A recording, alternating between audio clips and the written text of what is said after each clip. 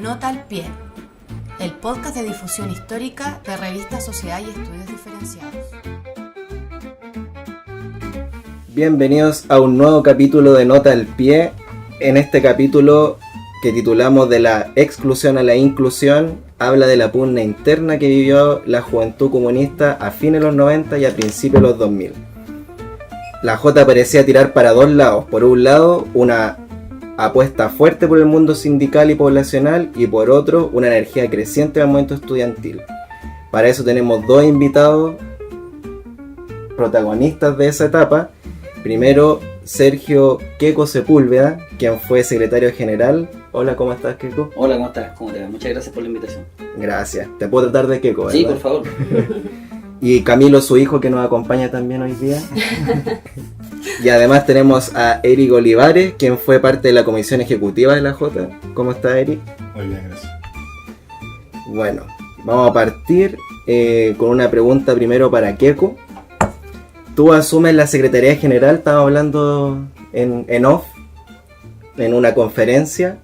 Yo te quería preguntar, ¿cuál era el principal desafío que identificabas para la Jota? ¿Era reconstruir la organización tras los años duros, conectar con las nuevas generaciones que estaban emergiendo, o incidir en un movimiento social específico como el estudiantil o el sindical? Sí, son varias preguntas que es como complejo porque yo pertenezco a una generación de la Jota. Yo entré en el año 90, nos bancamos todo el año 90, eso que le llamaron algunos la generación perdida. La verdad es que yo reivindico un poco esa juventud porque finalmente fue la juventud que, a pesar de que todo decía que tenía que desaparecer cualquier idea, no ni siquiera una posición, cualquier idea vinculada a la izquierda, vinculada sobre todo al comunismo, después de la caída de la Unión Soviética, después de Fujiyama, etcétera, hubo una estampida, direcciones locales completas desaparecieron de la militancia y quedamos reducidos a pequeños grupos. Mi comité comunal tenía como, 150 militantes y al final del día éramos como 10 o 15. ¿Dónde? En Los Pejos. En Los Pejos. Yo vengo del mundo del territorio. Ya. Y después pertenecía al mundo sindical. Nos tocó ser una especie de tránsito, ¿sí? ¿Por qué explico esto? Porque a principios de los 2000 me parece que también pudiéramos decir que fuimos una generación de tránsito. Yo diría que la primera vez que nos tocó ser esta generación de tránsito éramos como un ferry. Esto es como el que cruza el Chacao para llegar a Chiloé, pero que nos tocó navegar en aguas bien turbulentas. Y sobrevivimos, mantuvimos las banderas y qué sé yo. Yo me siento parte de esa generación y la reivindico. Pero a principios de los 2000 también hay cambios que son radicales. Hay cuestiones que hoy día son muy normalizadas, pero en esa época no lo eran. Yo vengo del mundo poblacional, fui dirigente vecinal, de centro juvenil, etcétera, que era como la idea de la Jota, pero en la vida militante era más bien del trabajo interno de la Jota. Yo no era muy público dentro de la juventud comunista. Salí como más a lo público en el 98, que me tocó asumir la dirección de la metropolitana, que en ese tiempo era una sola estructura, bastante grande, que los chiquillos después, entre ellos el mismo Eric que está acá, la agrandaron más, pegaron saltos cualitativos y cuantitativos bastante importantes después de la etapa nuestra. Y ¿qué nos pasó a principios de los 2000? Que hay una suerte de cambio de las relaciones.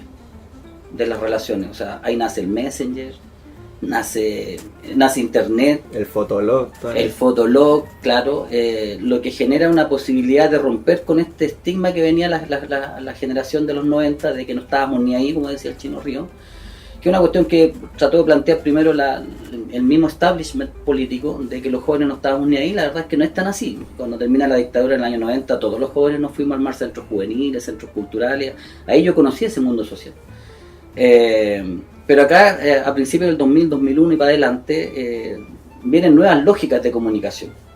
Entonces, más que pensar eso, la verdad es que la reflexión o la discusión nuestra era, primero, consolidar lo que habíamos logrado hacer sobrevivir durante los años 90 y generar nuevas expectativas. Durante el 97-98 hubieron grandes movilizaciones estudiantiles a propósito de la ley Marco, grandes líderes nacieron ahí como la Marisol Prado, el Iván Linares, que eran dirigentes de la Jota. y que lograban fortalecer algo que en cierta medida había estado medio debilitado previo a la mitad de los 90, que era el movimiento estudiantil universitario.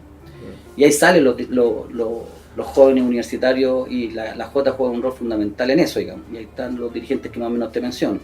En ese tiempo el Happy, el Daniel Núñez, que hoy día es senador, era el secretario general. Ahí hay una apuesta concreta en el tema del mundo estudiantil.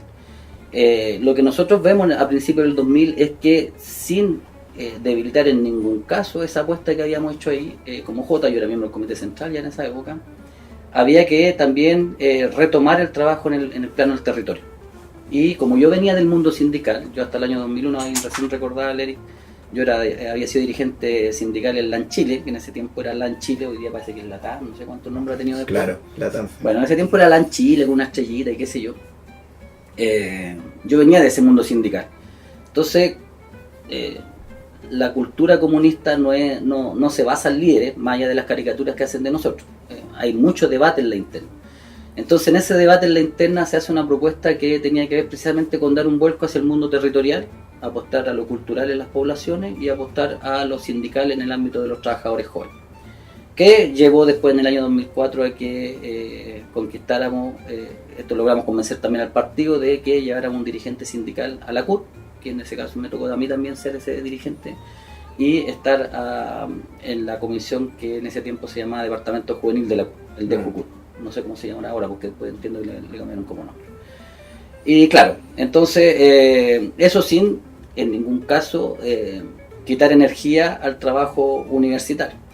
Entonces eso nos genera como ese debate de cómo abordar, y que después se catalizó un poco en el año 2004 en un congreso que tuvimos en generar algunas tesis que tenían que ver con la conformación o consolidación, si se quiere, o creación más bien de movimiento juvenil. Un movimiento juvenil que era una discusión que tardó bastante tiempo y que fue un poco consolidándose después en un proceso más bien temporal, y que derivó en varias movilizaciones, no solo en lo estudiantil, porque si uno mira la movilización, como usted quiere hacer el corte, tú decías en el 2011, para entender el 2011 hay que entender el 2006, que tiene Claro. que ver con la movilización de los pingüinos, pero para entender el 2006 hay que entender el 2001. El mochilazo. El mochilazo.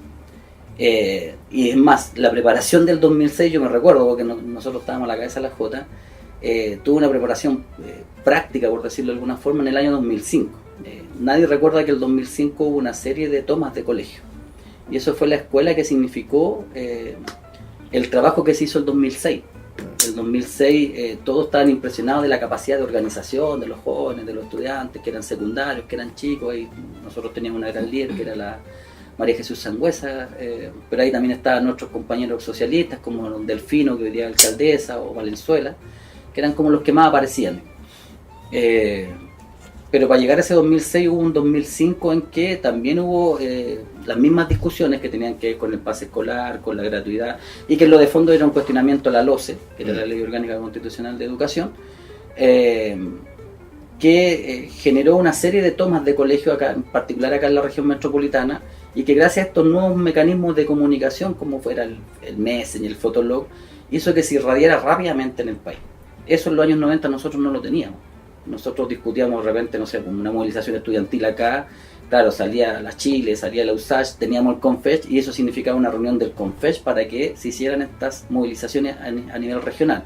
O al revés, como en algún momento a principios de los 2000 también hubo una gran movilización en el norte, con compañeros bastante apaleados, digamos, bastante maltrechos, que significó una reunión del CONFECH y se movilizó todo el país, pero la mecánica era un poco más lenta. En cambio, con esta nueva generación, estos nuevos mecanismos de... Y eso que todavía no existía el WhatsApp, ¿te imaginas? Claro. Tenía el WhatsApp. Se generan todos estos ejercicios y claro, en el año 2005 hubo movilización, hubo tomas de colegio, ahí le llamamos, me acuerdo, había un cabro que le encargaba la media, o el equipo de la media le puso algo así como el efecto dominó, le decían. Porque como no teníamos todavía toda esta capacidad, en particular nuestros dirigentes de la Jota se tomaban colegio y cuando llegaba la represión a desalojarlo, los cabros salían por vías que previamente estaban establecidas. Pero salían, se entregaba al colegio, la represión entraba, no encontraba a nadie y ya no estábamos tomando un colegio en otro lado. Y eso fue una experiencia que a los cabros les hizo crecer también el corazón, les dio mucha experiencia y redundó después en el 2006 ya con una especie de... Claro. Habían tenido la previa en el 2006. Le dio épica. Le dio bastante épica y claro, y hizo lo que hizo, digamos, la LOCE cayó, desgraciadamente no cayó todo lo que queríamos que cayera, ahí nació la LG, parece. La LG, con la foto Claro. de las manos levantadas. Sí, Claro, y que en el fondo fue un acuerdo por arriba que no respetó todo este movimiento lo que pedía por abajo, porque el lucro se mantuvo, etcétera, etcétera, y por lo tanto quedó una raya dentro de ese movimiento estudiantil secundario, porque cuestiones fundamentales como el lucro a la educación no fueron eliminadas. Y que fue la gran demanda después del 2011 que sobrepasó incluso una demanda histórica que tenía la Jota en el movimiento estudiantil, que había sido el tema de la... nosotros como Jota decíamos que debía existir arancel diferenciado y que se pagara según la capacidad de recursos que tuviera cada estudiante, pero el 2011 irrumpe con mucha más fuerza el tema del Claro. final lucro y por lo tanto que tenía que ser gratuito. Claro. Bueno, podemos discutir si sale ¿Y o no. tú, Eric, qué opinas de ese diagnóstico? Porque, claro, Keiko deja claro que había una apuesta, por así decirlo, binaria entre el mundo poblacional y el mundo estudiantil, intentando superar, al parecer, este conflicto que ustedes traían, que es muy antiguo. ¿Cuál es tu lectura de eso?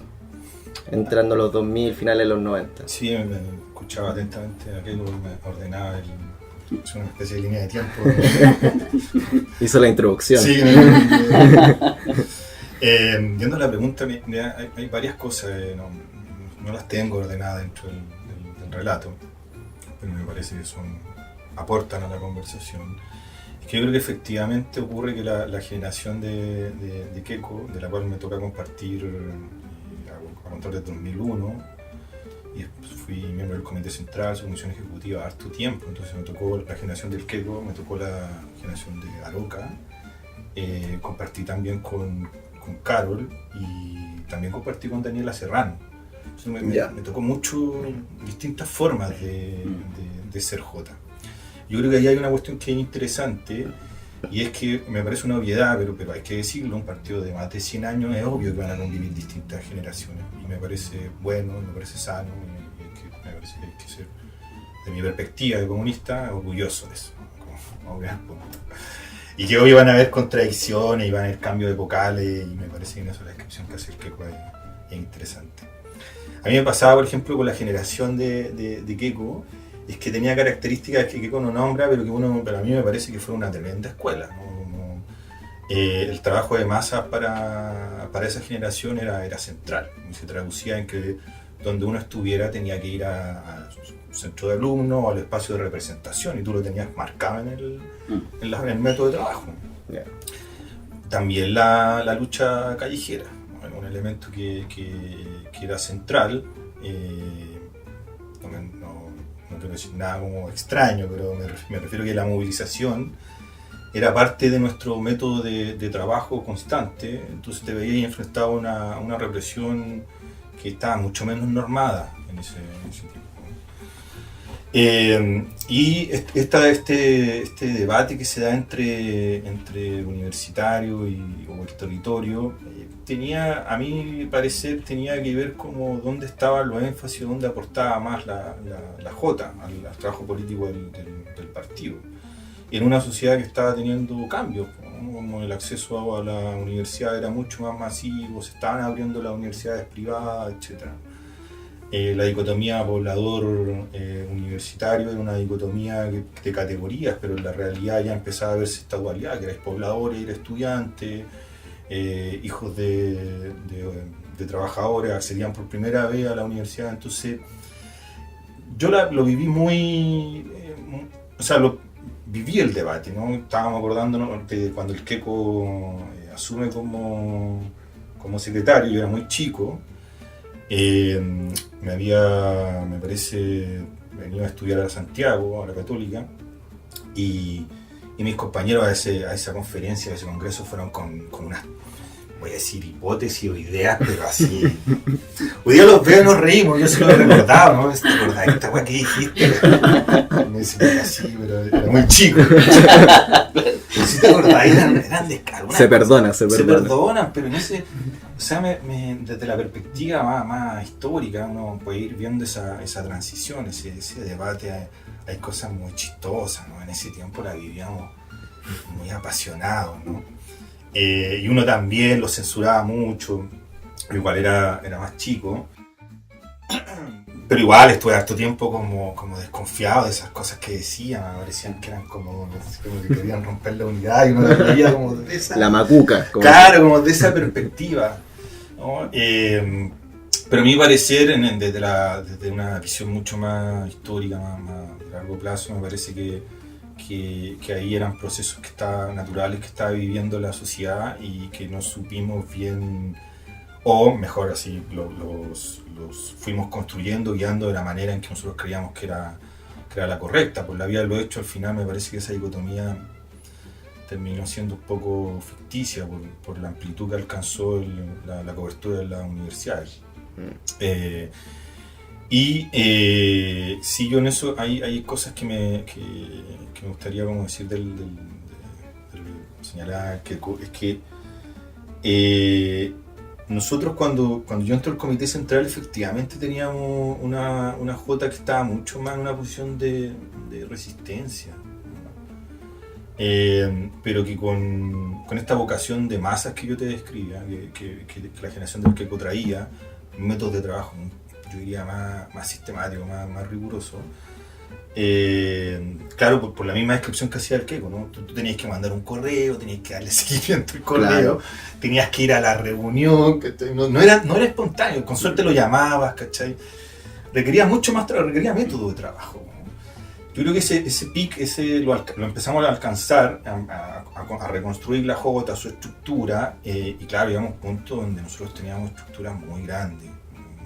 En la región metropolitana teníamos una dirección propia de secundario en la metropolitana, direcciones regionales separadas, no era solamente un regional, eran estructuras bien grandes.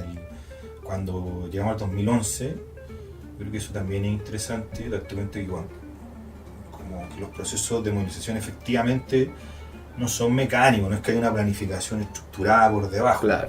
Pero tampoco son espontáneos, no es real. Es interesante ver que hay cierta correlación entre la capacidad de organización de un partido con los momentos más álgidos de movilización social. Creo que eso.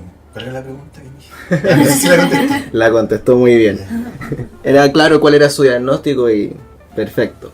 Y ahora para preguntarle a Keiko, en el capítulo pasado tuvimos al Happy, a Daniel Núñez. Daniel Núñez. Y yo le preguntaba cómo él catalogaba que él quedara como secretario de la Jota. Si eso significaba un cierre del conflicto entre estas dos, no sé cómo decirle, almas, pobladores y estudiantil, y él me dice que de alguna manera sí significó un cierre en la discusión. Pero después cuando uno empieza a leer, digamos, lo que se ha escrito sobre esa época, uno podría decir también que tu elección también significa como un cierre, de alguna manera. Al final, ¿hay un cierre de esto o se empieza, como dices tú, Eric, que las nuevas tecnologías quizá o las nuevas composiciones sociales de las universidades empiezan a transformar esta dinámica propia de ustedes? A ver, yo creo que primero no hay que demonizar estas diferencias que efectivamente existieron. O sea, de hecho, ojalá existiera en la izquierda esa discusión ahora. Yo milito desde el 90, salvo el 94-95, porque por instrucción de mis compañeros me fui a hacer el servicio militar, volví y al año siguiente fui miembro del Comité Central. Por lo tanto, me banqué esa discusión desde adentro. Era una discusión, ¿por qué lo menciono? Digamos, porque son momentos distintos con discusiones que hacen esta suerte de contradicciones internas desde dos puntos de vista distintos, diría yo. ¿Y por qué digo que no hay que demonizarlas? Porque tienes que considerar que nosotros veníamos saliendo de la dictadura con una metodología de trabajo clandestina, de supervivencia, que en el año 94 en el Congreso de la Jota De hecho hay una frase que su informe es muy pequeño, digamos, pero hay una frase que es muy decidora y dice, no me acuerdo exactamente, pero decidimos luchar por sobrevivir y vencimos. O sea, el objetivo del periodo de ese era sobrevivir, no era ir al movimiento juvenil, no era construir, era sobrevivir. Y eso fue así, digamos. Entonces, cuando ya vienen nuevos métodos de trabajo, efectivamente se da un debate entre, que era una suerte de falsa contradicción, dijimos en su día, entre aquella elite de jóvenes comunistas vinculados al universitario, que la crítica que se le hacía es que después de la universidad no seguían militando, porque claro, esa era una situación que se daba supuestamente, y luego la mirada desde el territorio de que era más obrerista, que era más representativo de la clase, que es como lo que nos ordena a nosotros. Y por lo tanto ahí se formaba una contracción. Yo me acuerdo pleno del Comité Central que el territorio llegaba con camisa amaranto. Claro. A diferencia de los universitarios que llegaban relajados. Se dio debate así y fue bien álgida, hubo un pleno solo para discutir esa situación, y que era una falsa contracción. Yo pertenecía a equipos internos de la Jota, así que no, viniendo del territorio no me importaba mucho ese debate. Teniendo una comisión ejecutiva y un claro secretario general, de ahí para abajo nos ordenábamos los equipos internos. Pero para otros sí era importante. El asunto es que deriva en eso y efectivamente el Daniel sale electo secretario general, que venía del mundo universitario, pero con el ánimo de terminar con esa discusión. Luego eso fue uno de los temas principales también de debate en el Congreso la Conferencia Nacional, que decidió que el Daniel iba a ser secretario, en el 98, me parece, 97, 98. Veníamos de un secretario general que venía del mundo territorial, un dirigente sindical, hasta el día de hoy es dirigente sindical. Entonces digo que una falsa contradicción porque eso no fue óbice, no fue un impedimento para que la Jota siguiera generando política, ¿sí? Era una cuestión como más en la interna. Cuando yo asumo la Secretaría General, ese debate ya estaba más o menos desaparecido. Yeah. No era un debate territorio versus universidad.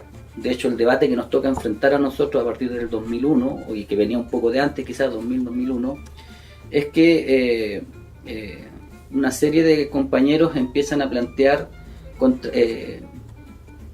o hacer una evaluación política distinta a la que nosotros veníamos acompañando al partido. En los congresos del partido, la contracción del periodo, si bien la contradicción fundamental capital-trabajo se expresa en el periodo, decíamos nosotros, y seguimos diciendo, entiendo, que es neoliberalismo versus democracia.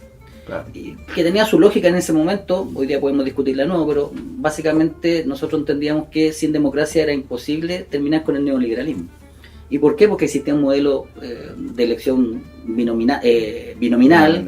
El partido no había sido incorporado a los procesos de término de la dictadura, se había creado la concertación que había excluido al PC, y más allá de los intentos del PC, a mediados de los 90, a fines de los 90, hasta la propuesta de Acuerdo Democrático Nacional, que tenía supuestos 5 puntos, que tenía que ver con una serie de propuestas que no habían sido escuchadas por este mundo de la concertación. Entonces para nosotros decíamos que no había democracia, ¿sí? ¿Por qué? Porque se elegían siempre los mismos, los dos grandes partidos, una especie de republicanos y demócratas en Estados Unidos. Acá era concertación y derecha y no había más, y los sectores populares no tenían representación en esos espacios.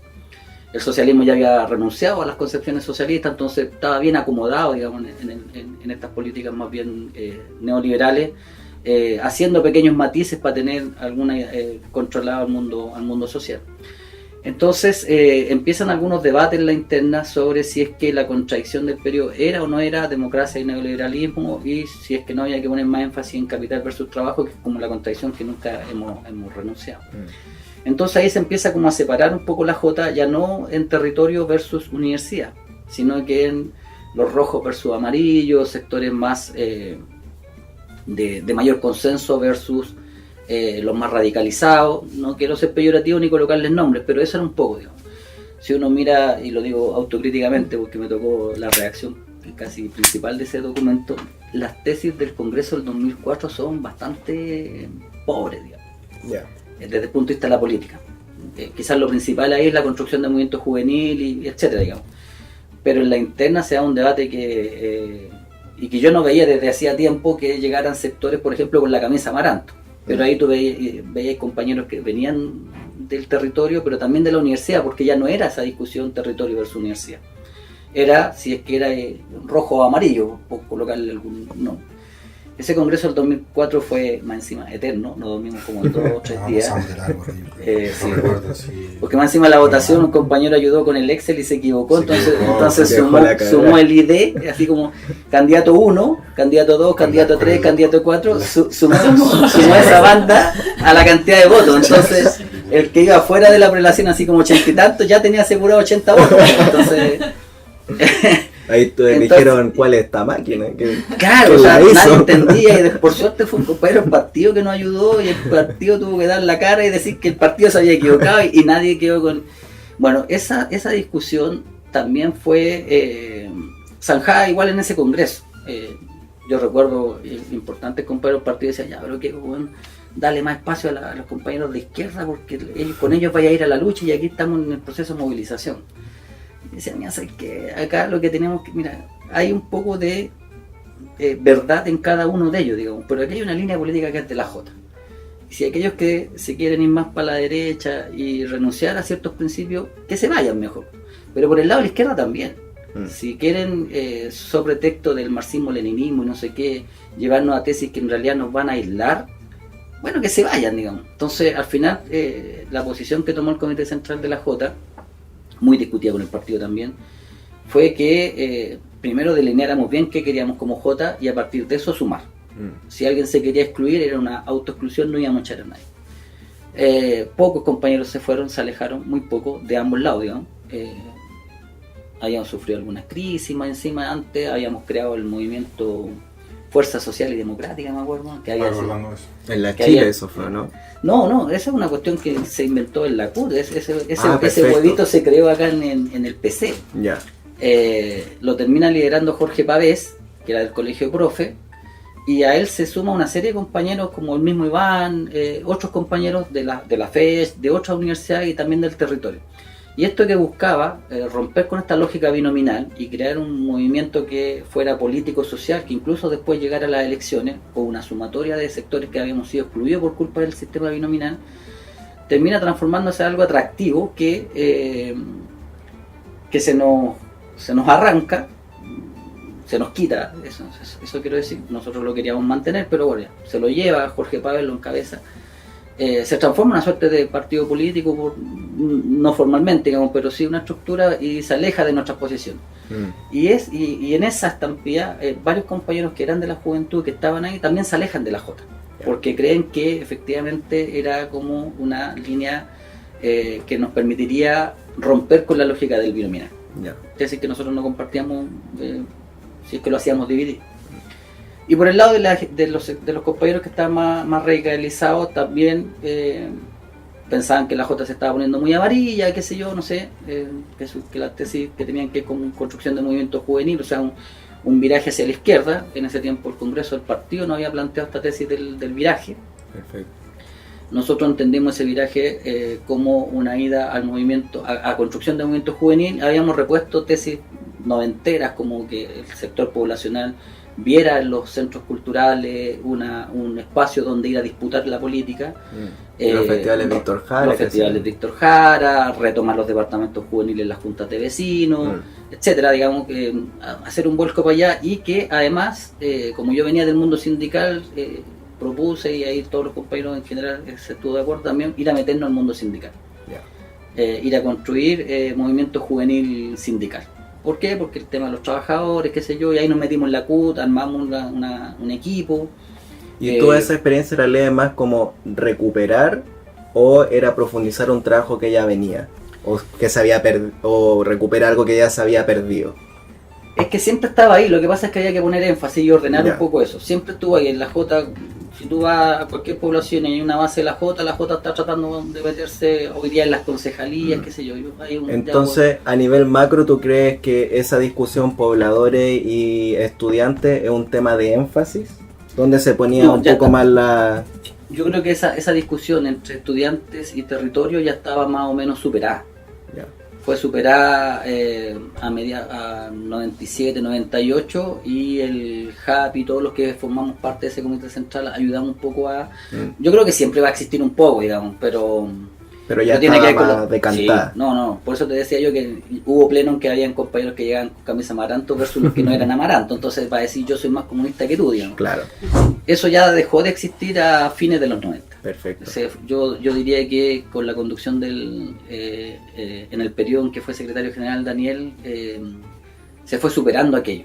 Y lo que nos pasó a nosotros en el 2000 hasta el 2007 que estuve yo, o hasta el 2004 que fue el Congreso, fue esta otra discusión. Perfecto. De cómo eso que ya habíamos superado, ahora lo canalizábamos. Entonces, ¿qué es lo que decíamos algunos? Mira, el tema estudiantil no se puede debilitar. O sea, ¿a dónde no puede llegar el partido? Donde la política de los comunistas solo la puede hacer la juventud comunista, en el mundo estudiantil. Pero también dijimos, pero también podemos hacer un aporte en las poblaciones y podemos hacer un aporte en lo gremial. Entonces, si fue, no sé si una distinción, pero no sé, el secretario general de la J terminó siendo el encargado juvenil de la CUT. Yo creo que eso un poco marca, digamos, esta amplitud, que no es una contradicción. Claro. El tema estudiantil lo seguimos manejando, aumentamos la cantidad de federaciones y que a finales del 2006-2007 la empezamos a perder, es cierto, la recuperaron los chiquillos con el Oscar y con la Carol, más con el Oscar diría yo, ahí estaba el Eric, pero nunca dejamos eso, digamos. La Confech hizo lo que hizo, los pingüinos hicieron lo que hicieron, o sea, no, en ningún caso tratamos de debilitar, de redirigir esfuerzos. No quisimos quitarle espacio al movimiento estudiantil, solo que quisimos reposicionar cómo nos construíamos en el tema pobladores y en el tema gremial. Perfecto. Y en el tema sindical pusimos cuadros para ver el tema que nos sirvió como plataforma para reunir a otras juventudes políticas. O sea, en torno al departamento juvenil de la CUT llegaban todos los presidentes de las juventudes políticas y que de ahí sacamos la gran marcha contra la exclusión que marchó desde Santiago a Valparaíso, qué sé yo. Como aporte va a terminar con el binominal, que esa cuestión del binominal vino a terminar como en el 2014, 15. Claro, con Bachelet 2. Sí, pues me acuerdo de la gran marcha y me canso porque fueron 4 días caminando, ¿cachai? Usamos por imagen. Sí, tú te sabes. Oye, claro. Eric. Y para terminar una cosa, y en el tema pobladores, ahí también tuvimos dirigentes destacados que en ese tiempo estaban en la J, como el Lautaro Huanca, que se crea este movimiento y apostamos con el tema de las tomas. Ya.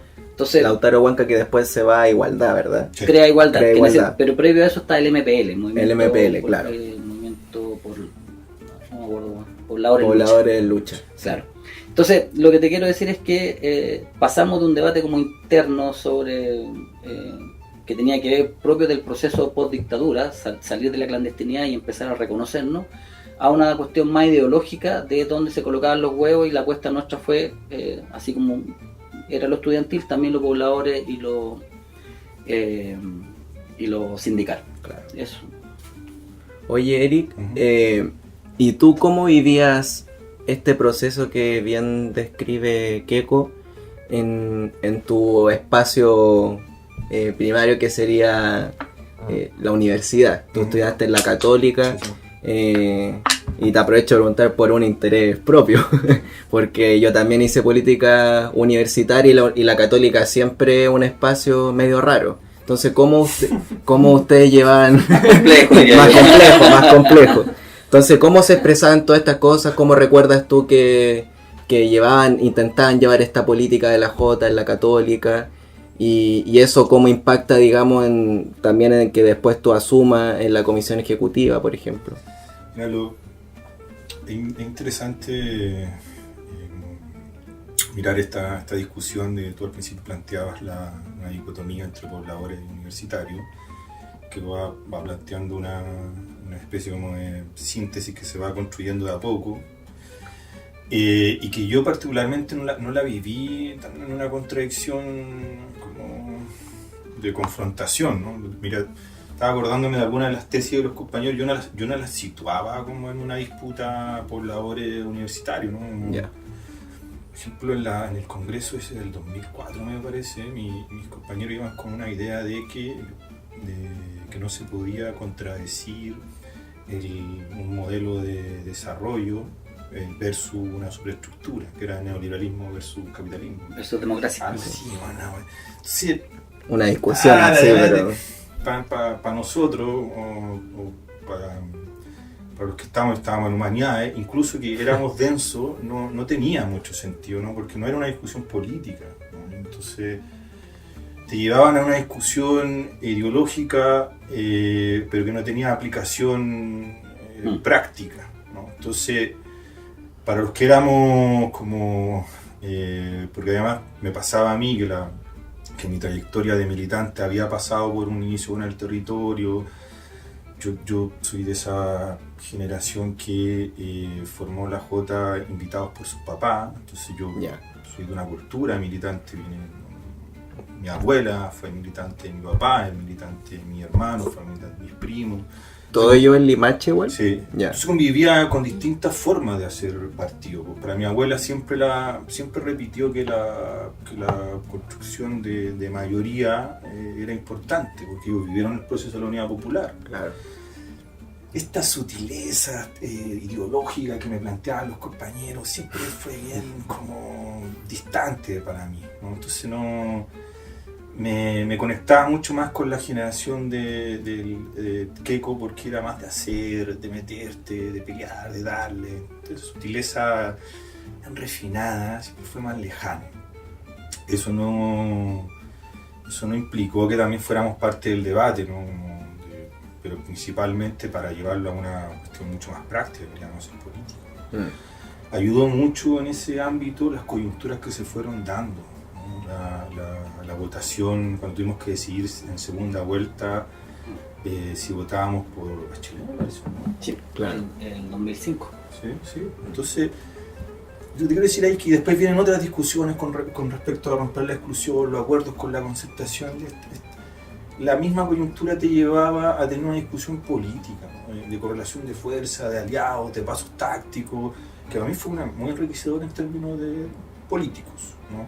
Pero que también reflejaba como yo también hay contradicciones o vicisitudes de la construcción de izquierda o de partido en ese momento, ¿no? Porque fueron periodos donde también de quiebre, de renuncia, de carta, de compañeros que se iban, ¿no? Y que también me parecía una exageración, porque no te estaban proponiendo alternativas, no era hacemos esto o otro, en general las tesis de algunos compañeros iban en la línea de mantener una posición, pero que a la vez no permitía la consecución del objetivo en ese momento, que era romper la exclusión. Entonces se te provocaba esta ambigüedad. Claro, estabas en contra, pero no tenemos alternativa. Yo creo que todo eso terminó construyendo una síntesis que me parece que hoy día ya es mucho más explícita en términos de trabajo de la Jota. Otra generación, pero porque estaba formado en otra coyuntura. Entonces, las discusiones que vimos nosotros, ellos ya las reciben con una síntesis ya hecha. Me estaba acordando de la marcha. Hace un tiempo volví a ir a una marcha, me sorprendió. ¿Qué te sorprendió? Porque no quiero decir como orgullo, sino como una característica. Nosotros nos gritaban los pacos de rojo, no aguantamos, agarramos a pelear con mucha gente. Disputábamos en la calle. Sí, también era una cuestión de mucho orgullo, la verdad. No le aguantábamos a nadie. Bueno, hasta el día de hoy en todo caso, pero esta es otra generación, crecía en otro ámbito y no quiero hacer juicio como valórico, ¿sí? Que me parece que ahí hay un cambio epocal. Claro. Que interesante observarlo. Yo entré, cuando llegué aquí a Santiago, que venía de la Quinta, me tocó ese periodo de quiebre, me parece que estaba Julio Lira, ¿no? Sí, era miembro del Comité Central. Salió el 2004. ¿Viste? Entonces, también lo vivía con mucha distancia sus tesis, porque no eran atractivas, no me hacía mucho sentido, ¿no? Entonces, para mí, en ese momento, yo lo vi muy de afuera, ¿no? Yo creo que estaba mucho más metido ahí en esa disputa que planteaba el dirigente del Colegio de Profesores, Pavés también, que estaba en Julio Lira. yo creo, no sé si uno las podría como situar en algún hito, pero eran duras en la interna nuestra. Pero tuvimos algunas derivadas también, que a mí me pierdo, no sé si estaba Óscar o todavía el Queco, cuando se interviene la Universidad de Chile. Creo que estaba Óscar. A ver si estaba Óscar ya, ¿no? Que eso es como 2005, 2006. Claro, por ahí. 2008. 2008, Estaba, ya. y que fue bien duro para nosotros también. Entonces, pero ahí ya no estaba esa disputa poblador, eran otras tesis. Ya. Y estoy tratando de acordarme muy bien, pero mi recuerdo rápido, más emocional, es que los compas estaban en unas tesis que no sé si situarlas ni a la izquierda ni a la derecha, eran derivadas, que hoy día me parece un poco... Como medio sobre ideologizadas. Yo las veo así ahora. Ya. Yo las veo así ahora, porque al final todo, la política en lo práctico no era muy distinta a lo que ellos, cuando la ejercían, muy distinto a lo que nosotros queríamos proponer. Ya. ¿No? Pero ellos planteaban posiciones que terminaban alejando por esa pureza ideológica, ¿no? Yo puedo estar equivocando, ¿no? Yeah. Pero recuerdo muy bien la de mis compañeros, y era de la universidad, y era difícil hacerlo entender. Sí, a favor, te quiero decir, es que después esas cosas fueron decantando. Los mismos compañeros fueron cambiando de opinión, y yo no veo a ellos, o sea, de hecho yo converso con ellos, algunos siguen militando, otros son amigos, y no los veo planteando esas cosas, Ya. cosas que en ese momento... ¿Y en la comisión ejecutiva te tocó encontrarte con esa sobreideologización o ya había, ahí tú veías que era más de la política práctica, más centrada? Sí, yo creo que fue... Lo que pasa es que no es menor, nosotros agarramos mucho de la idea de movimiento juvenil que se pone en el Congreso de Tabarqueco. Y yo creo que fue ahí con mucha honestidad, si no lo tengo que decir yo, que claro, no tenía para nosotros una elaboración muy profunda, ¿no? Por este debate. Yo creo que fue muy malo el debate, porque los mismos compañeros lo llevaron hacia allá, que era muy difícil construir síntesis buena, pero esa idea política para nosotros fue muy buena, porque nos ayudaba a meter la conversación, los cambios que estaba sufriendo la sociedad, en particular el mundo juvenil, meterlo en eso, darle un marco, ¿no? Entonces con esa comisión ejecutiva nos metimos mucho en darle profundidad a esa idea, y a los compañeros que les gustaba la teorización los enmarcamos en eso. Yeah. Y nos ayudó bastante. Muchas lecturas de otros autores. ¿Te acuerdas qué leían? No quiero equivocarme porque no se va a quedar grabado, ¿no? Lo podemos editar después, no te preocupes. No, pero muchos teóricos del movimiento. Ya. ¿No? Y es interesante porque el otro día vamos a hacer memoria, entonces agarré esos documentos, lo alcancé en la síntesis y el informe que venía de ese congreso, y claro, nosotros tomamos eso y le damos como continuidad. Le damos continuidad tratando de profundizar la tesis. Entonces, en el documento posterior, claro, ahí tú ves como citas de autores distintos, ¿no? Había un interés por darle profundidad. Todo ello creo que, no sé si con el resultado esperado o no, pero me pareció que había una intención, ¿no? Yo, en perspectiva, más maduro, más viejo, diría que esas disputas también obedecían a inquietudes intelectuales o inquietudes de otro tipo de los compañeros, que nosotros las situábamos en una disputa ideológica y quizá, siendo un poco más comprensivo, la podemos haber guiado de otra manera, pero te estoy hablando 20 años después. Claro. El diario del lunes. Claro. Mala plantea En ese momento, cuando el compañero me dice, no se pone en contradicción un modelo de desarrollo con una superestructura. Chuta, ya. Para mí, dijiste, weón, no hace política, claro. No merece como mucho, ¿no? Pero ahora, claro, 20 años después te puedo decir, quizá pudimos haberlo canalizado de otra manera, ¿no? Pero en ese momento eran las herramientas que teníamos, y me parece que los resultados fueron positivos, se fueron canalizando bien, sin sin ausencia de contradicción y conflicto con los que nombramos, ¿no? Direcciones intervenidas. No sé si la USACH también. Que ahí me empiezo a olvidar un poco de lo traumático que eran en esos momentos. Pero bien, claro, tuvimos varias. Recuerdo bien a la Chile y creo que la USACH al final, pero no tanto. Y la UPLA creo que también estuvo por ahí. La UPLA no, yo diría que no, porque era un núcleo muy.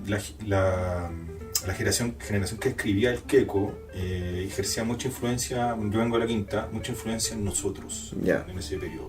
Estaba el Daniel Garrido, estaba la Roxana, y ellos, claro, yo tenía, no sé, 18, 17 años, y la Roxana había tenido 27, ¿no? Claro.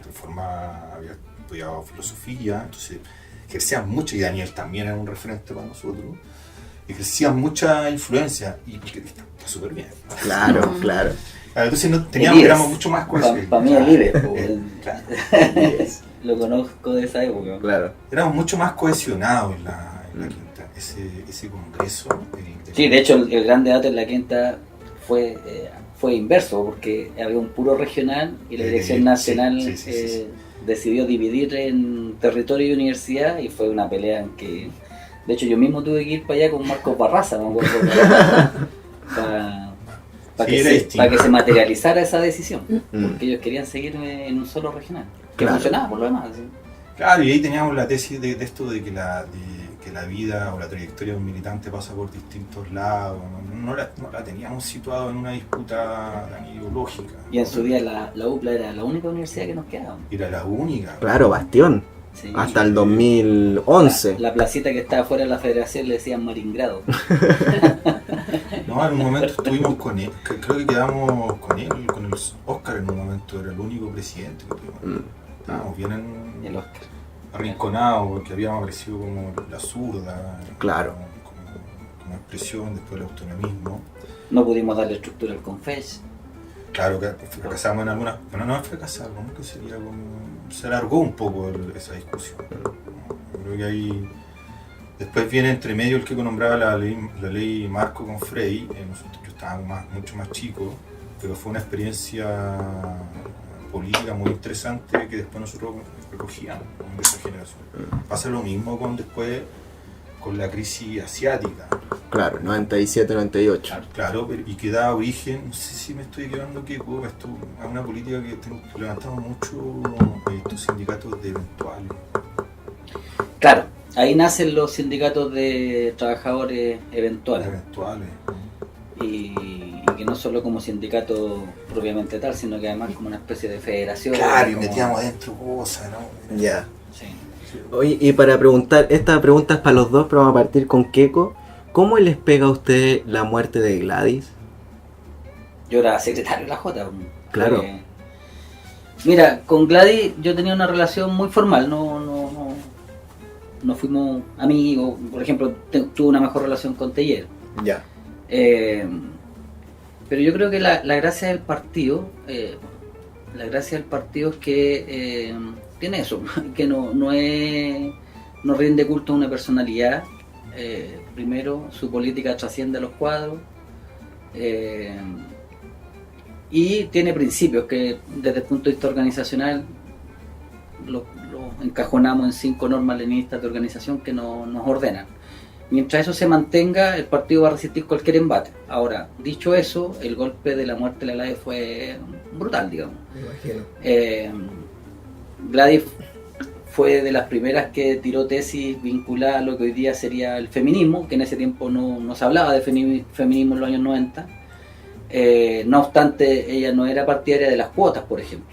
Después entendimos que las cuotas eran un paso necesario para avanzar en la democratización y en la inclusión de todas las perspectivas, incluyendo la perspectiva de género. La Gladys no era muy partidaria de eso, pero era una elaboración que teníamos primaria en los años 90. Pero ella era una defensora acérrima del trabajo de la mujer, por ejemplo, y abrió campo en eso. No sé si es la primera, pero debe ser de las primeras mujeres que terminó siendo la secretaria general del PC, de un partido comunista a nivel global. Se armó todo un debate y después se crea la figura del presidente, y ella fue la primera presidenta. Entonces, y ella era un símbolo para una generación que venía de los 80, anterior a la mía, como la última secretaria general al momento del golpe, y que encabezó y que a todos los efectos figuraba como la secretaria general de la Jota, más allá de que después fue Camilo Contreras, que en este caso es Lautaro. Por lo tanto, ese remesón fue más bien emocional, pero fue muy potente. Desde el punto de vista de la política, yo diría que el partido lo resistió bien. Yo era miembro de la comisión política, por lo tanto fui parte de esos debates que derivan en que Guillermo Teller asuma la presidencia del partido después de Gladys. Que fue un debate largo, entretenido diría yo, pero no fue a cuchillazos ni a muerte, digamos. Yeah. Y tampoco fue un debate que estuviera vinculado a debates ideológicos o a programas diversos, sino que la discusión fue quién lo haría mejor, porque lo que no se iba a mover era la política del partido ni la memoria de la Gladys. Entonces, ¿había otra opción aparte de Guillermo Teller? Claro, siempre. ¿Quién O sea, recuerdas si habían...? Es que cualquiera de la comisión política pudo haber sido. Ya. No sé, pudo haber sido Guillermo Teller, pudo haber sido Jorge Insunza, pudo haber sido Lautaro Carmona, ideas más locas de darle un aire nuevo a propósito del incipiente trabajo de la juventud, hasta el mismo Javi, el Daniel. O sea, nombres habían dentro de la comisión política. Lo que había que discutir, de hecho, antes de eso, fue el debate, estando la Gladys, fue el debate de si ella era la presidenta, quién era el secretario general. Perfecto. Entonces el secretario general también pudo haber sido el Lautaro, pudo haber sido el Jorge Insunza, podría haber sido el Guillermo Teller, que eran como los líderes más reconocidos por el partido. El mismo Javi y otros nombres más. ¿Sí? La comisión política en ese tiempo tenía 15 miembros, 16, no sé, no recuerdo bien, pero yo diría que 15. Y el debate en torno a eso era quién mejor podía aportar a la política de los comunistas, y no lo estoy diciendo como una formalidad ni haciéndole quita el bulto, sino porque efectivamente fue así. Yo al menos lo que recuerdo de ese debate fue así, y de hecho la Jota, nosotros le dimos una vuelta en la comisión ejecutiva, y la opinión de la Jota es que nosotros no nos íbamos a casar con un nombre, porque efectivamente era una decisión del partido y que la Juventud Comunista se iba a poner detrás de quien eligiera como secretario general, y después se iba a poner detrás de quien el partido eligiera como presidente del partido. En la misma lógica que tú decías de que lo que importaba era el proyecto, que usted ya lo Que tenía ya estaba clarísimo. definido por el Congreso. Yeah. Entonces no fue un gran drama. La muerte de la ley fue el 2005. 2005. No, claro. Sí. Nosotros ya habíamos pasado, estábamos tratando de superar esta crisis, por decirlo de alguna forma, que fue lo que te decía, un poco el 2004 fue un informe al Congreso de la Jota que fue bien chachachá, digamos, porque había que hacer síntesis de lo interno más que discutir lo público. Claro. Y ahí nace el tema de el movimiento juvenil, digamos, que es un poco lo que recordaba el Eric, como tesis, digamos.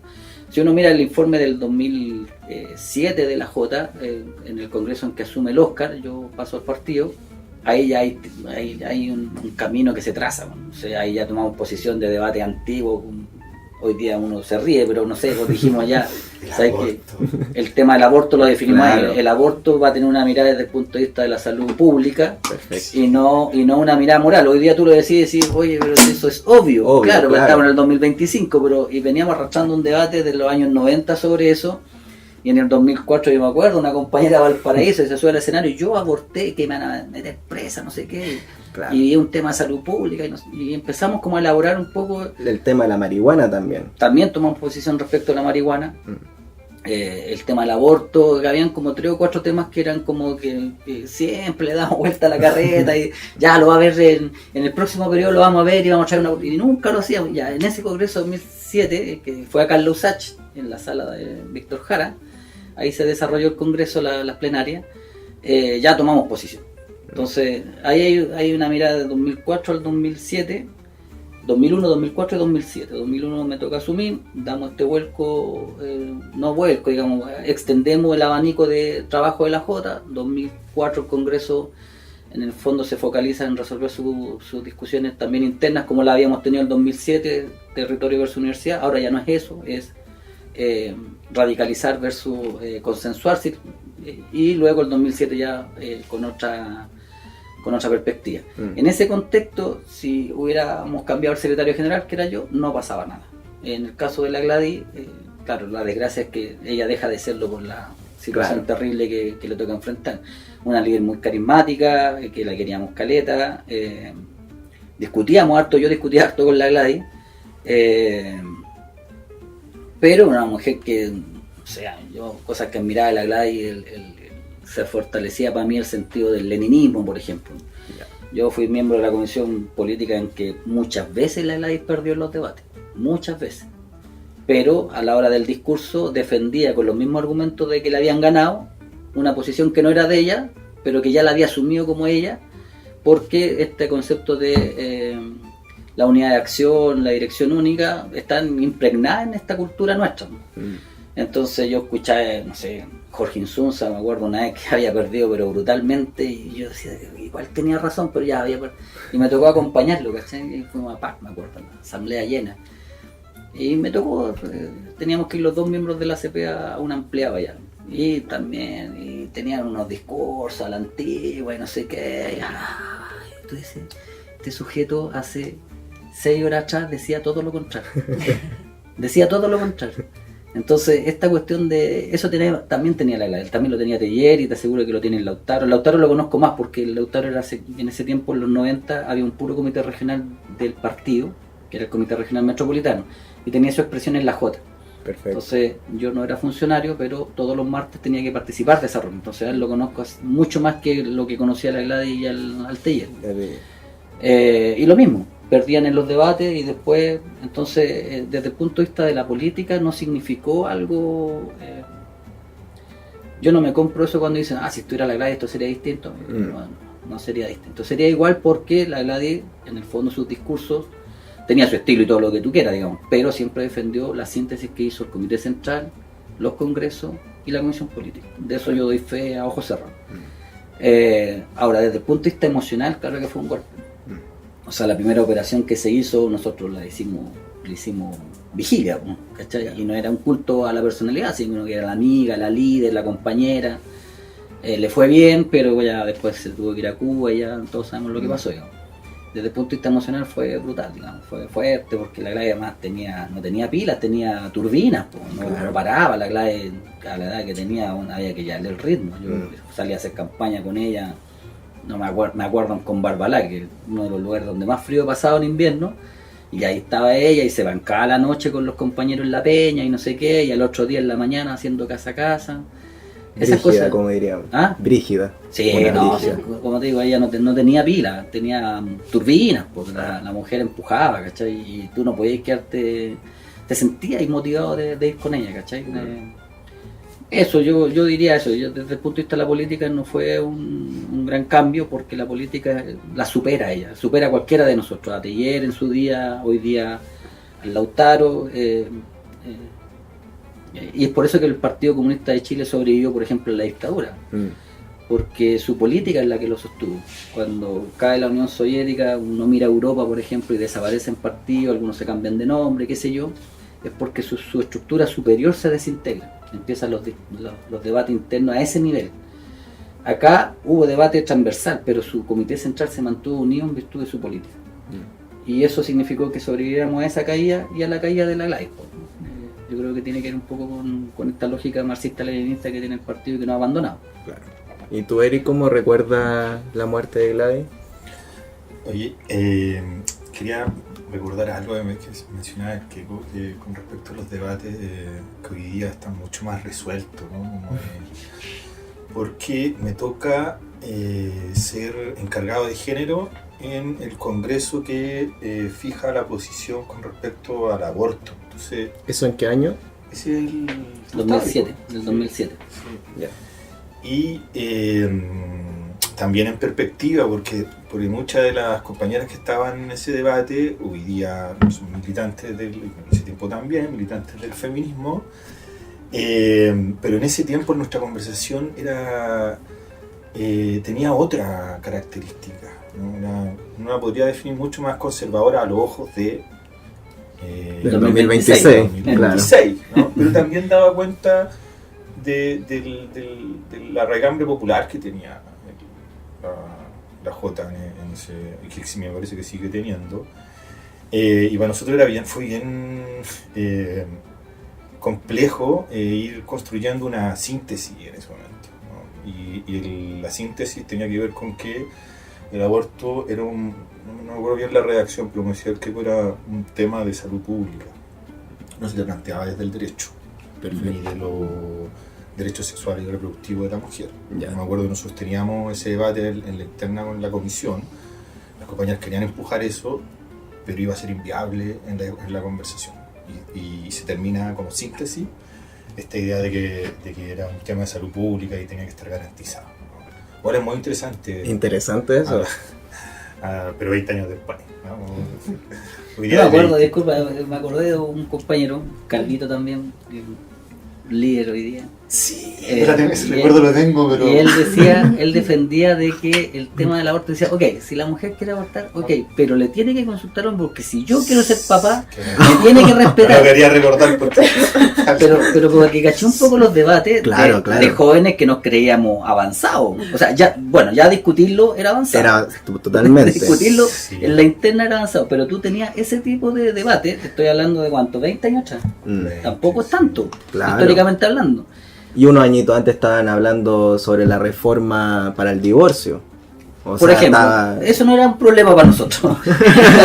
Eso no era problema. Pero Ahí el tema estaban del aborto adelantados. había internet, lo que dice un poco Leri. Mm. El debate lo sacamos de lo moral, lo jurídico y lo llevamos al plano de la salud pública. súper inteligente encuentro ¿Cachai? yo. Y eso fue un avance.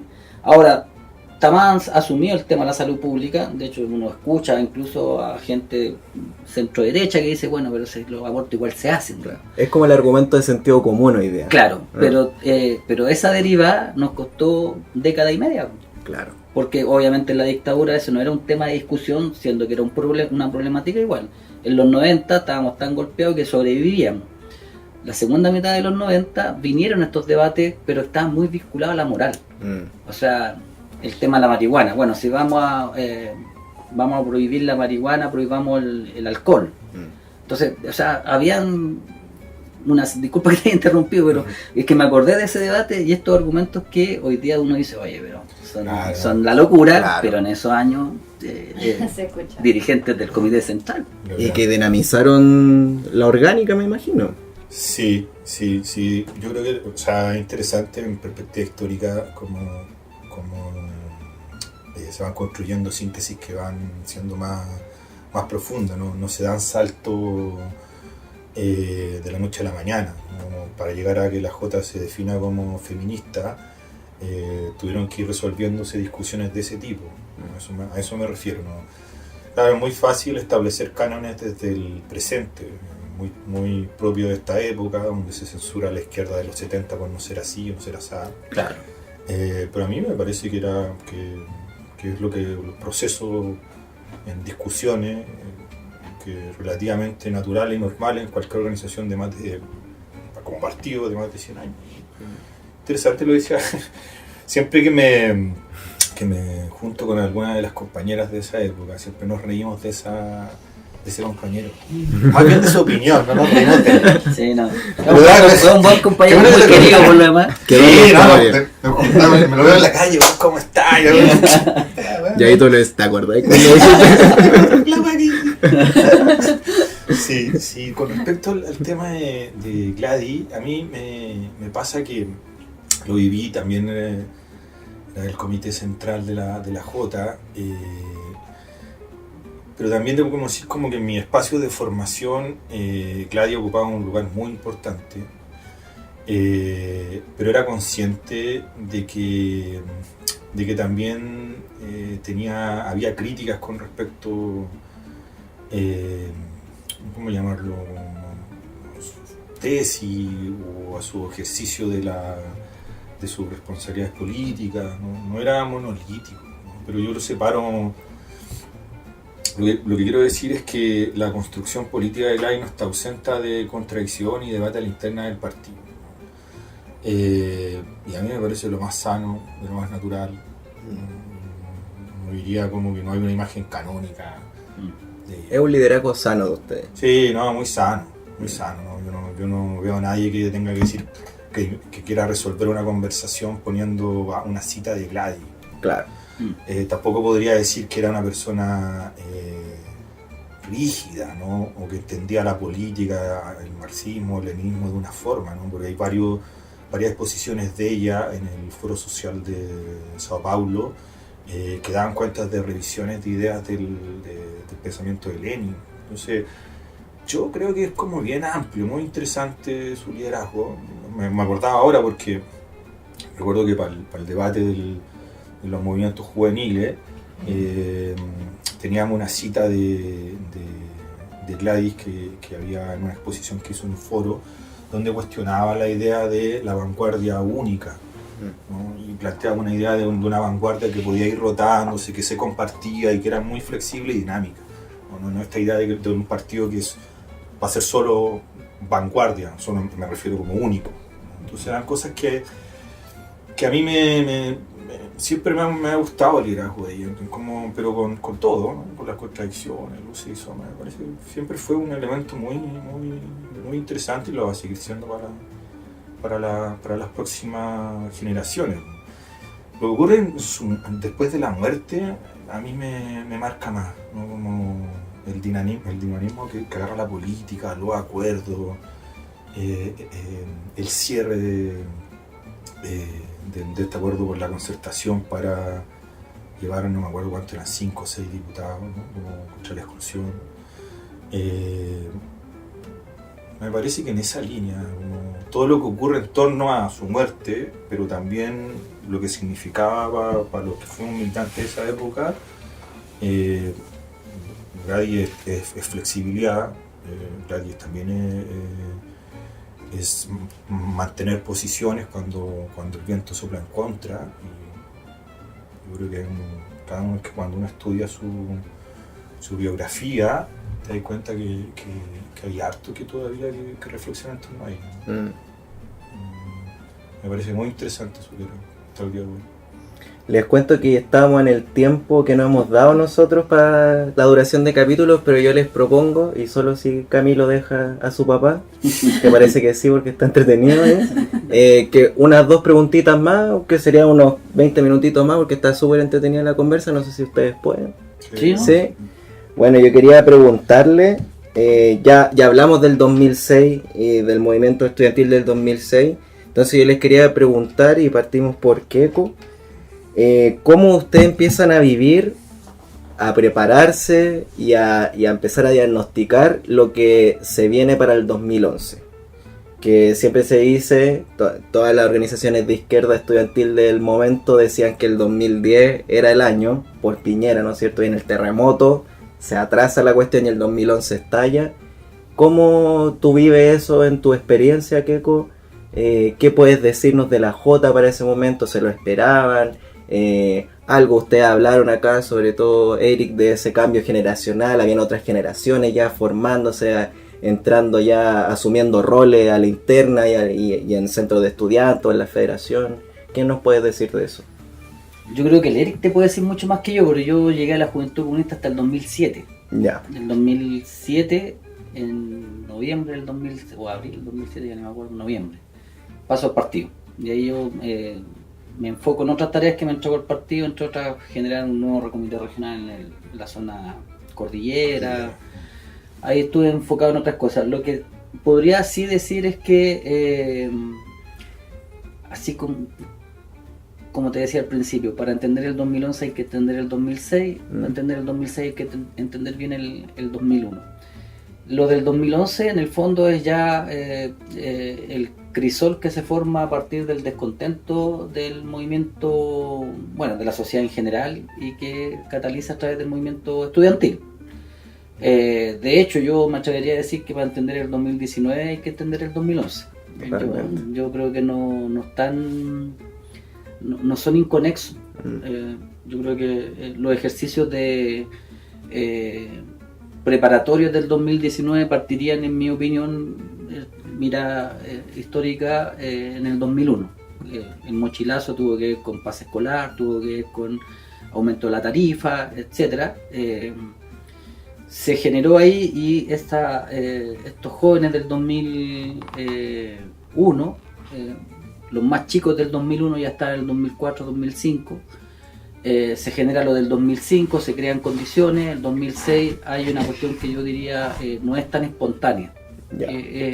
Hay cierta planificación de ciertos sectores de izquierda, entre ellos la J como uno más, que irrumpen en la escena del 2006. ¿En coordinación con otros movimientos? Claro, porque el movimiento, la J no es depositaria de toda la izquierda. Entonces tú tienes movimiento, sobre todo en el movimiento estudiantil secundario hay hartos movimientos dentro de los secundarios, digamos. ¿Y usted ya cachaba para el 2006 que se estaba moviendo eso? ¿Ya lo tenían El 2005. como...? El 2005 logramos entender que esta situación de la Ley Orgánica Constitucional de Educación no daba para más y había que hacer modificaciones que estaban muy vinculadas al movimiento universitario por el tema del lucro. Ese es como el eje. Ahí ustedes tenían a Nicolás Vicente. ¿Sí, Nicolás no? Vicente era el encargado de la MED junto con el mejor amigo libachino Fidel Moscoso. Ambos, me parece que Fidel Moscoso era el encargado. Sí. Nicolás Vicente era, bueno, nunca más supe, entiendo que está en el PS, parece. El PS, sí. Pero un sujeto muy inteligente, muy avesado, yo creo que intelectualmente avanzado, y junto con el dinamismo y también la inteligencia de Fidel hacían buenas propuestas que lograron articular este movimiento secundario. Y Nicolás Vicente era secundario, tenía la gracia. Entonces... ¿A usted no les pilla de la nada entonces el 2006? Ya venía como tú dices, el 2005 ya... El 2005 nosotros habíamos hecho ejercicio, de hecho nosotros teníamos que ir a ayudar a los cabros, íbamos en un auto a dejarle agua, comida, qué sé yo. Veíamos a los papás que nos odiaban un poco porque los que nos conocían que éramos de la J estaban afuera de los colegios mirando a sus hijos que estaban en toma con una amenaza que iba a llegar la represión, pero se suponía que los cabros tenían que salir, entonces cosas que no se podían decir mucho en ese momento, pero claro, nos faltó el colegio que fue desalojado antes de tiempo y los cabros se fueron presos, digamos. Claro. Pero bueno, así es nuestra vida también, pues, entendemos que no basta solo la propuesta, sino que hay que pelearla, digamos. Keiko, y hay una pregunta, disculpa, ¿no les pasó eso? Que yo creo que a todos los que militamos nos pasó esa discusión de este reclamo del mundo secundario al universitario como, oye, pésquennos un poco más, aquí estamos. Y claro, el 2006 es una coyuntura propiamente secundaria y no venían con esa...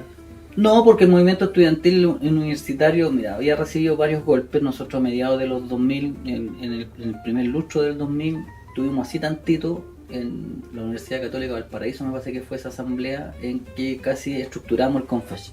Yeah. Pero finalmente no se logró porque hubo una diferencia ahí en particular con otros movimientos de izquierda. Pero tuvimos la fuerza suficiente para haber estructurado el CONFESH. Y en Valparaíso era súper emblemático porque los compañeros de la UPLA habían sido los más insistentes en que el movimiento estudiantil chileno entrara a la OCLAE, esta Organización Caribeño Latinoamericana de Estudiantes. Y no se logra, digamos, pero eso genera ciertas plataformas también. Entonces el 2006 quizás no aparece mucho. Yo diría que el gran ausente del 2006 más bien fue la CUT más que los universitarios, porque los universitarios igual salieron. Quizás no tuvieron la atención porque la atención estaba concentrada en lo secundario. Además que hay imágenes, nunca me voy a olvidar una niña que debe haber tenido, no sé, 12 años, 13 años, algo la garra de las mechas, casi de la claro, boca, que le tira la cola, sí. La cola del pelo, Sí, claro. sí. Yo estaba en la CUT, ahí yo ya empecé a alejarme un poco de la directiva de la CUT porque mi alegato era que la CUT tenía que sacar declaración. Y al final saca una declaración muy tibia, muy tibia diría yo, que finalmente, al menos en lo personal, me aleja un poco del trabajo de la CUT y solo queda como plataforma política para reunirnos como juventudes políticas, etcétera, digamos, para otras tareas. El asunto es que los universitarios aportaron a la lucha de los secundarios, solo que tuvieron la cautela de no quitarles protagonismo. Además, nosotros veníamos de una escuela, yo todavía no estudiaba una carrera universitaria, estudié mucho más viejo, pero durante los 90, principios de los 2000, las marchas universitarias eran marchas universitarias. Claro. O sea, grandes marchas universitarias y grandes choques con la represión, etcétera, digamos. Ayer veía a Rodrigo Bustos sacando una declaración que está a cargo de Amnistía Internacional, No sé si tendrá la cicatriz todavía, pero siendo presidente de la FES le pegaron un cascazo aquí que le rompieron la nariz, digamos. Entonces era otro tipo de enfrentamiento. Hoy día tú tienes distintas problemáticas sociales y no están los estudiantes en la calle. Tú dices, ¿qué habrá sido el CONFES? ¿Se reunirán o no? Ya mirando ya con 50 años, o sea, 30 años que no estoy en esas líderes. Pero no, yo diría que al menos desde el punto de vista de la Comisión Ejecutiva de la Jota a la época, nosotros promovimos y así vimos que lo hicieran también nuestros compañeros, hubo apoyo desde el movimiento universitario, solo que con la cautela de no quitarle el protagonismo a los secundarios que eran los que encabezaban esa pelea. Perfecto. Lo que sí echamos de menos fue a los trabajadores ahí. Perfecto. Y ahí ustedes, por ejemplo, ¿qué opinaban de la ACE? Que en el mismo contexto del 2001 ahí empiezan a aparecer con más fuerza y como que le disputan la FC y como que les sale como esta federación como por izquierda, digamos. Sí, la hacen, la verdad es que yo diría que agarró fuerza más también en el segundo lustro del 2000. Para nosotros, al menos mi tiempo en la conducción de la Jota no era un conflicto, de hecho incluso pudieron haber sido algún tipo de aliado. Te lo pregunto en el sentido para saber... En el 2005 quizás fue cuando ya empezaron a agarrar más fuerza. Claro, te lo pregunto en el sentido porque en la ACE, por ejemplo, estaba Víctor Orellana, hoy día subsecretario de Educación, la Úrsula Schuller, que fueron autonomistas de la época que estaban en la zurda. Entonces, ¿cómo fueron esas dinámicas con estos nuevos movimientos que empiezan a ser el alero de ese contexto estudiantil? Claro, lo que pasa es que la ACE nace como movimiento netamente secundario, no es como Claro. el DREN, la Dirección Regional de Enseñanza Media, que así como la Jota tiene su mirada para arriba y dice ya cualquier duda mejor resolvámosla con los viejos y habla con el partido, el DREN ya hablamos con la Comisión Ejecutiva, no sé. La ACE no, la ACE tiene su generación ahí más propia de secundarios, por lo tanto la interrelación, el intercambio no era a nivel de juventudes políticas, era a nivel de los mismos secundarios. Perfecto. Entonces ahí, claro, nosotros más que decir, mira, hay que llevar esta cuestión para allá o para acá, se lo decía a los cabros de la Jota, digamos. Pero los cabros de la Jota eran los que llevaban la relación ahí con la ACE. Ya. No tenían una estructura con la cual uno pudiera interlocutar. Es como lo que nos pasaba un poco en los primeros 5 años del 2000 con la zurda. Con la zurda, salvo que los compañeros de la comisión universitaria que eran dirigentes se interrelacionaban con la zurda. Y claro, uno podía decir que estaba Ruiz, Claro. que ya era académico, qué sé yo, pero otra relación con la zurda no había, pues era solamente en el plano netamente de ese organismo de masa que era el movimiento universitario. Perfecto. Y eso lo hace más complejo también, porque aparte no tenían por ejemplo, una presencia de carácter nacional. No sé, la del 2006, si no me equivoco, podría equivocarme, pero si no me equivoco, la pelea nace no en Santiago, nace porque se llovía un colegio en Lota, me parece. Y ahí hay una toma de colegio, los medios de comunicación lo informan, pero en la interna de la Jota también, y en solidaridad empieza a surgir esto y ya escala a tal punto en que ya pasaste de la cuestión de infra, de la pedida gremialista, de esto de que te arreglen los baños, que te arreglen el techo, a que acá tenemos un problema estructural que es la LOCE. Claro. Pero no nace acá en un colegio, ¿cachai? Entonces, podría equivocarme, pero estoy bastante seguro de que nace con un conflicto muy localizado por lluvia en Lota, un colegio que se llueve, que ahora se llovía dramáticamente, Claro. pero logra esta expansión. Y ahí ya, que como pasa para adelante, ahí yo creo que el Eric tiene Sí, más... eso te iba a preguntar, Eric. Ustedes cuando... Bueno, te reedito la pregunta. El año decisivo, por hacer un juego ahí... el año decisivo para los movimientos de izquierda era el 2010. Ustedes para el 2010, que yo sé que todos los movimientos se prepararon para ese año, ¿ustedes venían con un diagnóstico del 2006 para enfrentar el año 2010? ¿Y tú qué opinión tienes también de cómo se empezó, cómo ustedes entraron en esa dinámica ya del 2011, con la Camila, con Camilo Ballesteros también, la Carol también que ocupó un rol ahí? ¿Qué opinión tienes tú de eso? O sea, es que esta es una pregunta, yo me han hecho varias entrevistas, y me preguntan esto, ¿no? Y quizá he cambiado entrevista, digo algo. Acá di la definitiva, por favor. No recuerdo bien todas, pero lo que pasa es que una particularidad que tiene militar en un partido estructurado con años es que como militante tú te vas formando en el acervo y en la práctica de otros compañeros, ¿no? Entonces es muy difícil que haya un corte, ¿no? Uno en la mirada más política, cuando se te preguntan estas cosas, yo siempre veo continuidad, ¿no?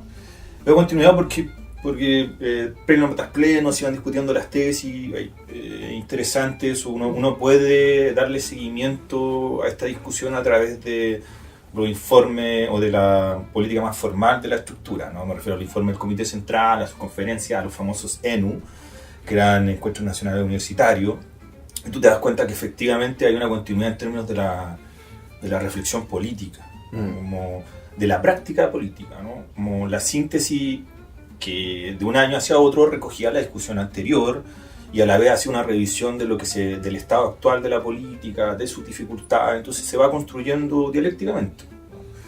O sea, yo sí o sí voy a ver continuidad, ¿no? Pero le advierto el cejo político. Porque claro, de una mirada de afuera quizás hay ciertos quiebres que habría que estar observando.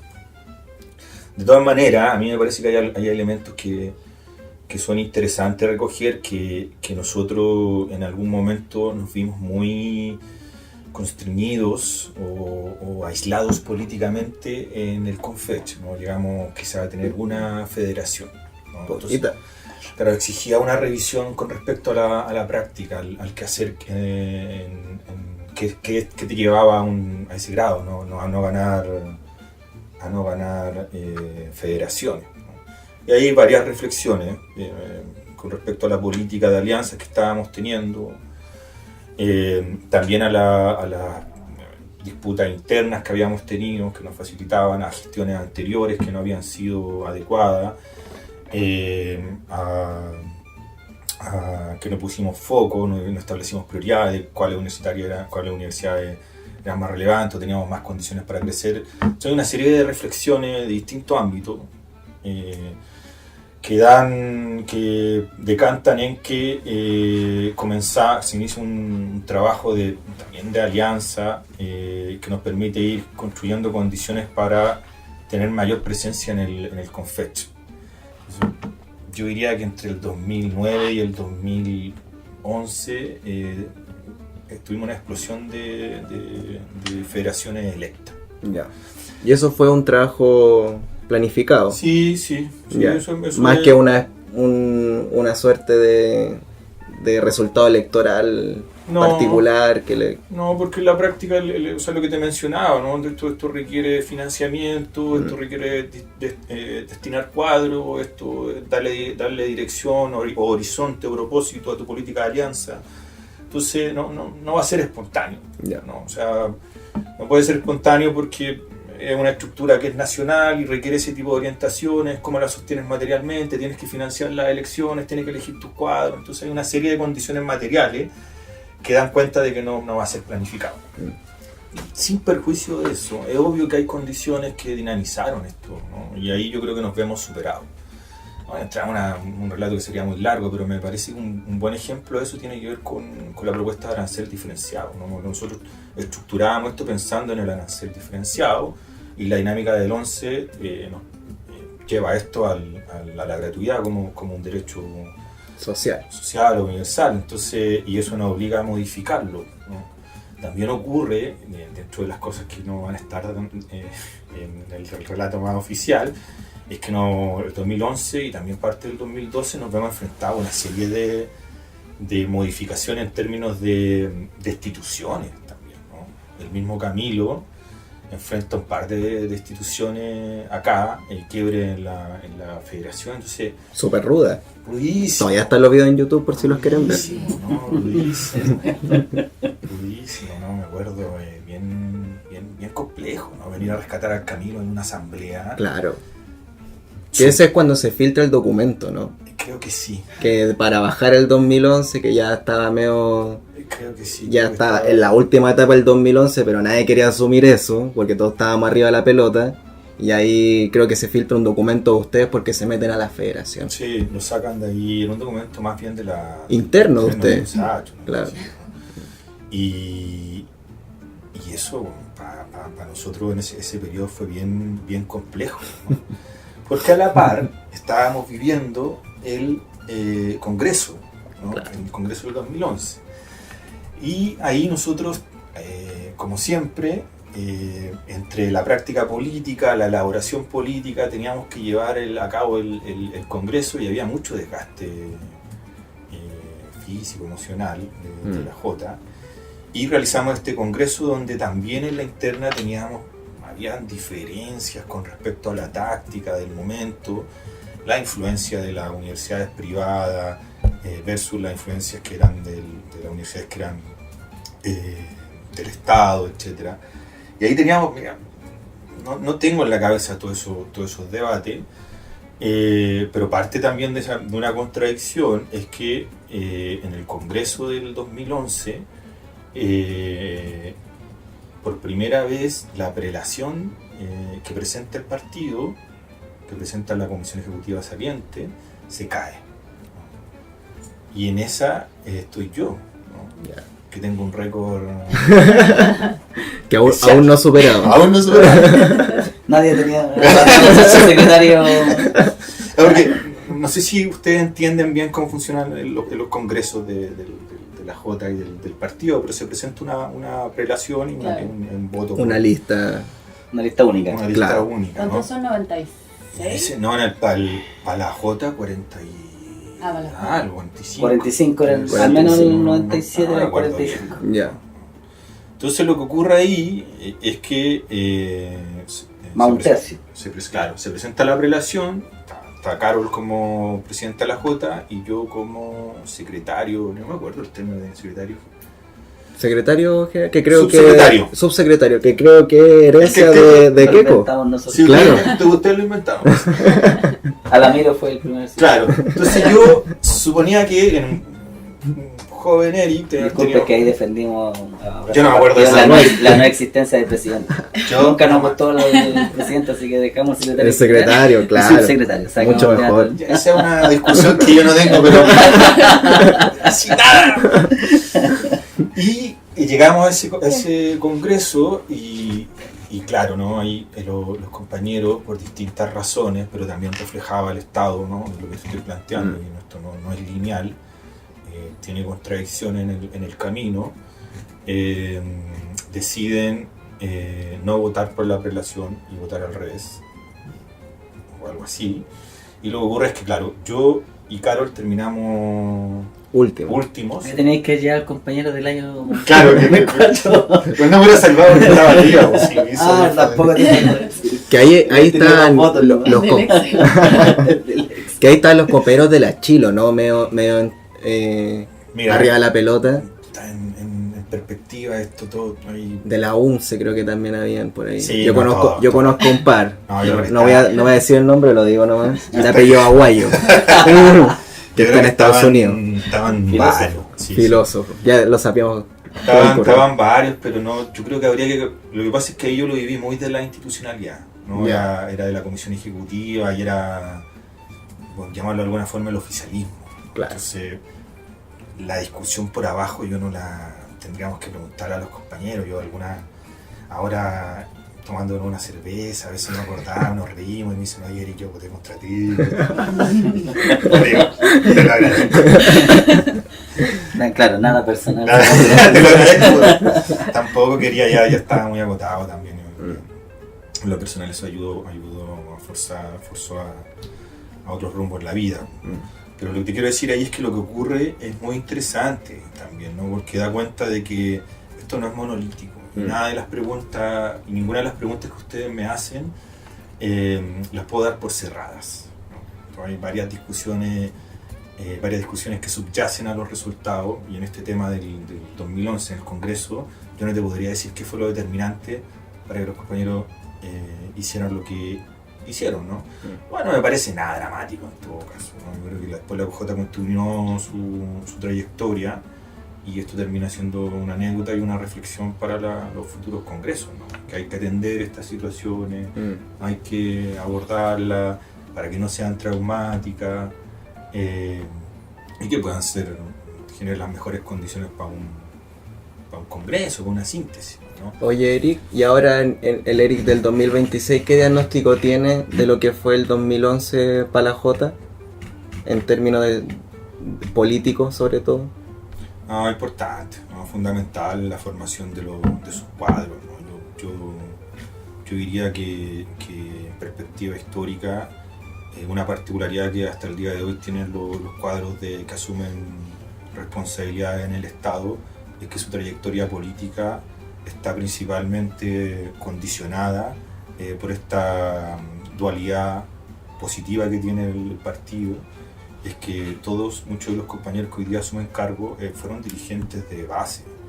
O sea, a mí me gusta eso, ¿no? Yo lo valido y me parece que es importante que se reconozca. Es decir, como hay veces que hay autoridades que presentan su trayectoria académica como un valor en sí mismo. Me parece que está bien. Pero para nosotros, para la izquierda, su trayectoria obedece también a otros caminos. Y hay que darle mucho valor. Es decir, que fueron dirigentes y provienen de las luchas sociales, de las luchas del pueblo. Y a mí me parece que eso es muy importante en la formación de cuadros, ¿no? Entonces, yo lo que diría que en perspectiva general, da cuenta de que lo que ocurre en el 2011 termina siendo también una escuela para las futuras generaciones, de que así se debe formar, o así al menos me parece que a mí es importante así se forma un cuadro, o sea, el cuadro comunista, ¿no? En esta formación que es académica, pero que también tiene que tener base en la vida social y política de la sociedad, ¿no? Yo no me imagino cuadros provenientes solamente desde lo académico, al menos para este periodo. Sí, yo en eso. Ahora, con respecto a los resultados en términos políticos, yo creo que todavía eso está en disputa. No diría como que se cierra todavía. Oye, Eric, y en relación con la misma pregunta que le hacía a Keiko, con los otros movimientos que ustedes se relacionaron. En ese momento ya existía, el autonomismo tenía izquierda autónoma formalmente, estaba la Unión Nacional Estudiantil, la UNE, estaban los libertarios, que es como el archipiélago premoderno del Frente Amplio. ¿Cómo era esa relación con ustedes? ¿Qué opinión tenías tú, por ejemplo, de esos grupos? Yo creo que era bien variopinto, ¿no? Yo creo que ahí también habría que hacer como zoom, ¿no? Yeah. Yo no ahí establecería como una tesis única que explicara las relaciones de todo el país, porque primero eran un archipiélago, no tenían dirección nacional, entonces ocurría que en tal región había mucha más confluencia y en otras menos confluencia. Pasa que también con el tiempo hay las tesis que nosotros les planteamos, terminan algunos acercándose y militando acá. Yo creo que ahí falta todavía reflexión, ¿no? El caso de Guillermo Petersen, que es muy amigo mío, Guillermo estaba ¿cuál era en alguna de estas organizaciones. Guillermo militaba, presidente de la Federación de Universidad de Concepción. Con el tiempo, en ese periodo teníamos confrontaciones, pero con el tiempo él termina militando en el PC, entonces la síntesis ahí fue otra. Estos movimientos, algunos tenían tesis muy insurreccionalistas, ¿no? Como casi derrota del Estado, y terminan después como autoridades, ¿no? Claro. Incluso con debates de si volverse partido o no. Había una mirada media desconfiada de los partidos. Y sí, después terminan conformando partidos. Mira, yo creo que algo que me enorgullece de todas esas siglas que en ese momento existieron, la que todavía permanece es la J, ¿no? No por una cuestión de persistencia como anacrónica, ¿no? Sino porque sus tesis y su forma de trabajo todavía tienen vigencia. El problema de los que desaparecen es que sus tesis no tenían vigencia y tuvieron que modificarla. Yo creo que en eso yo diría que habría que ir mirando caso a caso, pero la realidad hoy día nos muestra que muchos de esos ya no existen. Fueron modificando sus tesis y algunos derivaron también, entraron a militar al partido, entonces creo que no me atrevo a decir algo, solo que son estrategias generalidades que habría que estar mirándolo con más precisión. Y que aparte se han ido conociendo cada vez más en esta alianza política que han hecho, ¿no es cierto? O sea, desde esa época que ya era, no decirle enemigo, pero sí se enfrentaban electoralmente, por ejemplo, por los centros de estudiantes, las federaciones, y después un camino ya en la bancada estudiantil que le pusieron, después decantan a pro dignidad y después teniendo un gobierno junto. O sea, hay una historia todavía que se está escribiendo de esta relación. Sí, cuesta tener una mirada de más largo plazo, pero yo creo que ahí es propio de la izquierda, ¿no?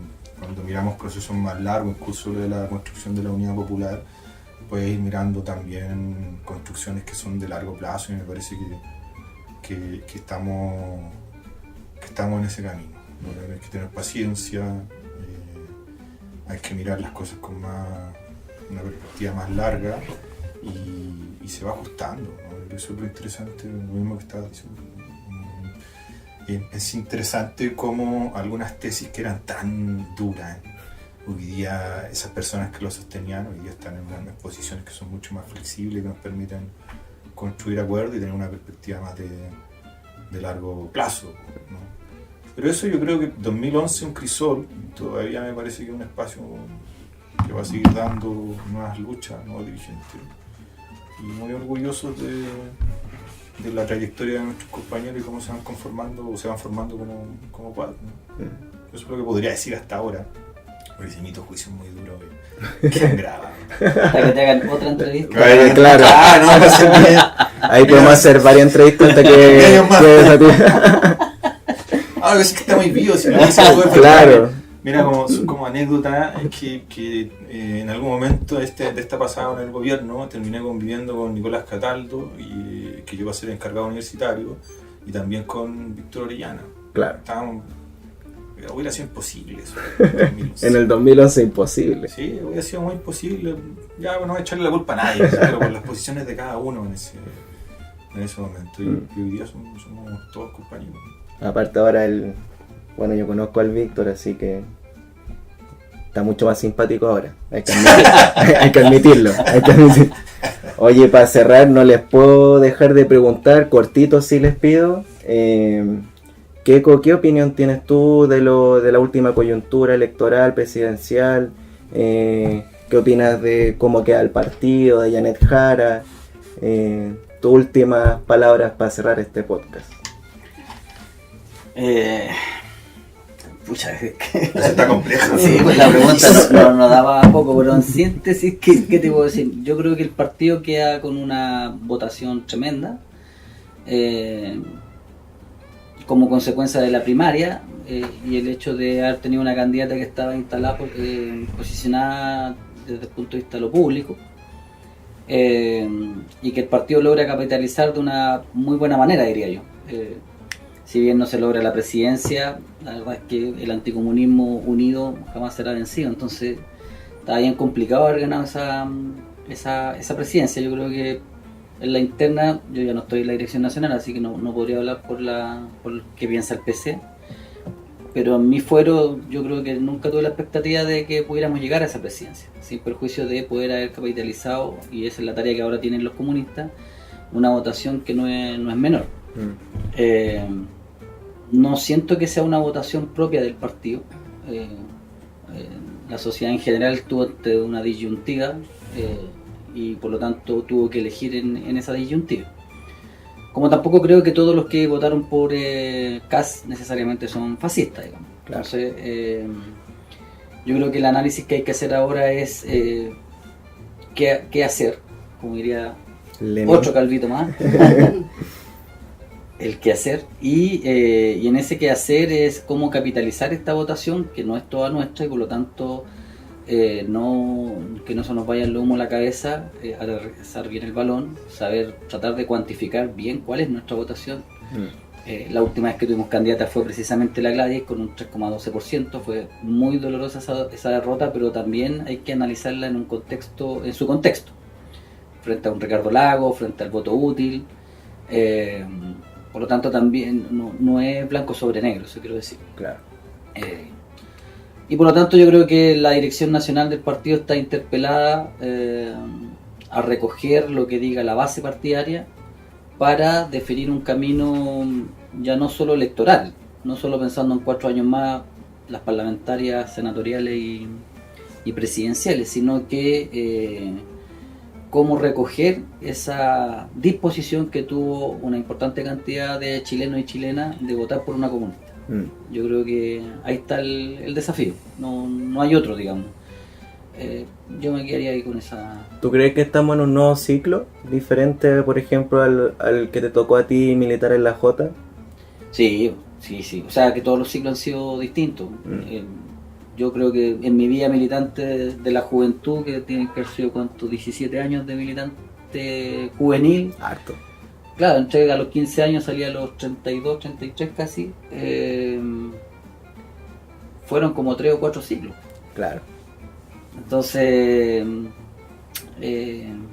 ya Marx lo decía, esta cuestión es cíclica, no se repite, o si se repite, primero como tragedia y después como una farsa. Entonces, hay que ver en qué etapa estamos, pero van a haber más ciclos.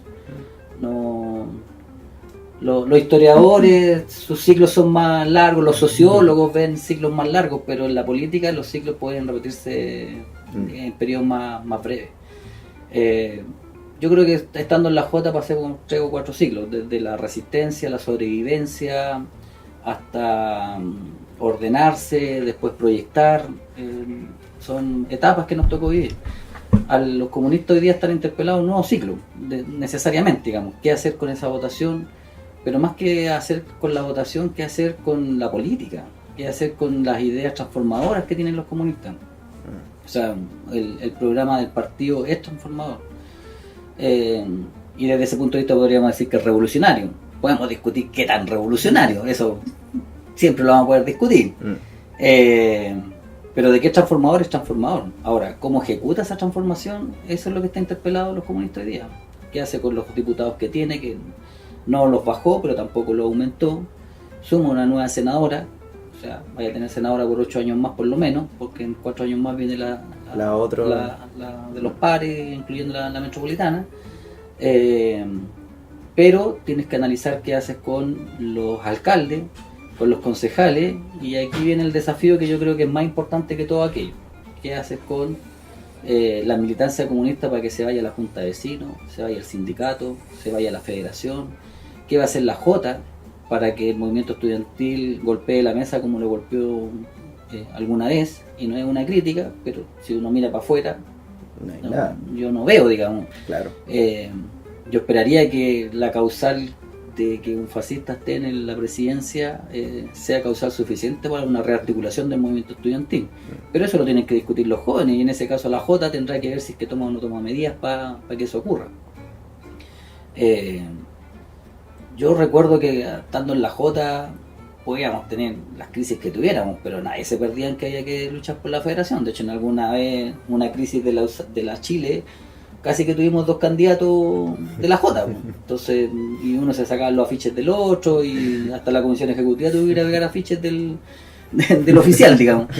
Pero nunca descuidamos el tema estudiantil, porque donde no puede llegar el PC es precisamente el movimiento estudiantil, que es como lo que te decía cuando yo asumí: vámonos ahí a la población, vámonos al sindicato. Pero acá jamás soltamos un ápice, jamás soltamos una gota de energía para mantener y hacer crecer lo que estábamos recibiendo, porque veníamos de capa caída en el tema estudiantil, lo aumentamos hasta el 2015, tuvimos como 16 federaciones, pero después en 1 o 2 años más habíamos bajado y que lo suben los chiquillos de vuelta. Entonces esto es como una onda senoidal. Entonces en la perspectiva futura, y no vamos a depender de ciertos liderazgos, porque Janet Jara no es la Michelle Bachelet, partiendo porque no ganó. Entonces, ¿quién va? Y si uno ve la última declaración del PS en que va a congelar esta, no sé cómo lo dijo, pero en el fondo ya que van a hacer su camino propio, y atrásito sale el PPD diciendo lo mismo, en el fondo ya, ¿sabes qué? Nos sirvió ir con ustedes por si ganaban, pero como no ganaban ya no nos sirven. Entonces volvemos un poco a lo que fue los 90, el PC más marginado, cuando se crean estos partidos Revolución Democrática, que es una de nuestras tesis más encima,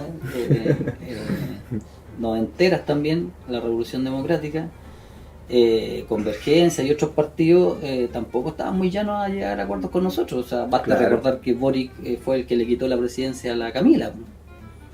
Entonces, yo creo que está un poco vertiginosa la cosa. Quizás no se nota tanto porque estamos en periodo de vacaciones. Pero yo creo que marzo deberá sentar una cantidad de dirigentes estudiantiles a ver cómo van a enfrentar una eventual arremetida del modelo neoliberal que nos haga retrotraer todas las conquistas que ha tenido el movimiento estudiantil. Y lo mismo para el movimiento sindical, poblacional, etcétera, digamos. Entonces, yo creo que ahí, y en ese caso, la Jota también está interpelada a ver qué es lo que va a hacer desde el mundo juvenil. Porque donde no puede llegar el partido es precisamente ese mundo. Y ese mundo dimos cuenta que en 2011, 2006, 2001 fueron fundamentales para lo que ocurrió en el 2019. Al menos es lo que yo veo en la perspectiva. ¿Y tú, Eric? O sea, estamos grabando en este momento hay varias cosas ocurriendo. Interesante la pregunta, ¿no? Vuelvo al mismo miedo, mi respuesta que grabada. Pero esto lo escuchan pocas personas, no te preocupes. Es que yo lo voy a escuchar todo el mundo. Lo que ocurre es que me parece que todavía hay varias cosas que tienen que ir decantando y la potencialidad de la experiencia está muy determinada por las reflexiones o conclusiones que vayan teniendo los actores, ¿no? Porque así en términos generales me parece que puede ser una experiencia muy rica y entregar elementos para las próximas acciones políticas o tareas que se vivan. Si es que somos capaces de valorar aquellos aspectos que fueron importantes, pero ser muy críticos y modificar aquellos que fueron perjudiciales para el proyecto, ¿no?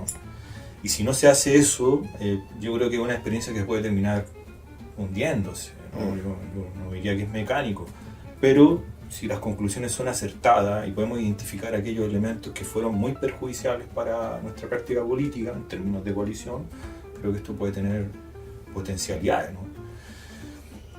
Yo, hay cuestiones bien llamativas que son positivas. Más allá del resultado, me parece que una candidata comunista que haya representado una coalición a mí me tiene un valor en sí mismo. Me parece que es muy interesante con respecto a una mirada incluso en Latinoamérica, ¿no? El PC es un partido que incide, que es relevante. Esa cuestión me parece que tiene un buen punto, ¿no? Un segundo punto que me parece muy interesante solo con respecto al partido, ¿no? Como estos debates públicos que a veces tiene el partido con respecto a posible alma.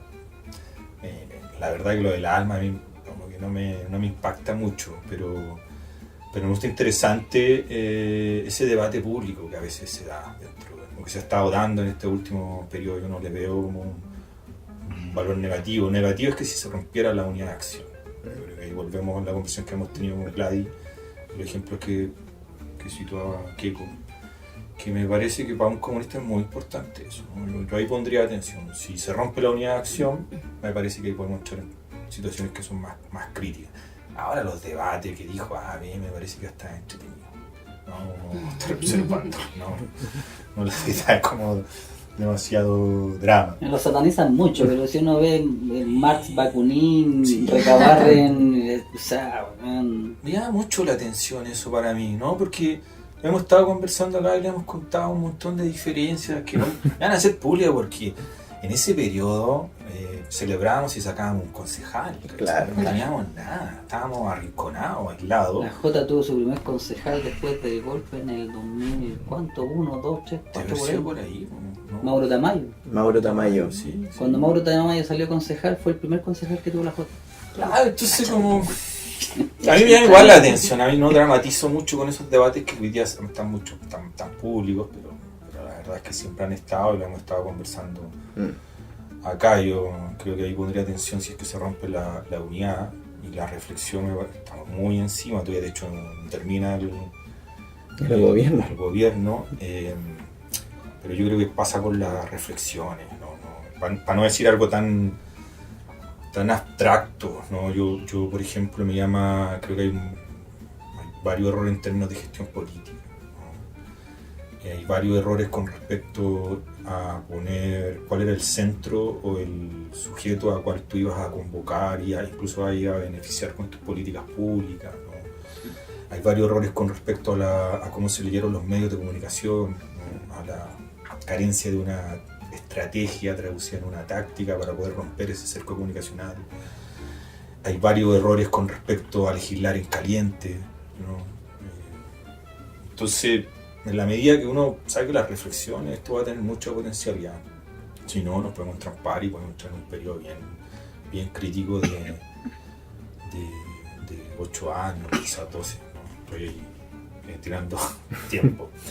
Y si es que lo más difícil, yo creo que ahí me lanzo una tesis más epocal, es que a diferencia de la generación del Keiko, la que vi del Oscar, la que vi de la Carol y también incluso de la Daniela, es que el rasgo epocal es mucho más individualista, ¿no?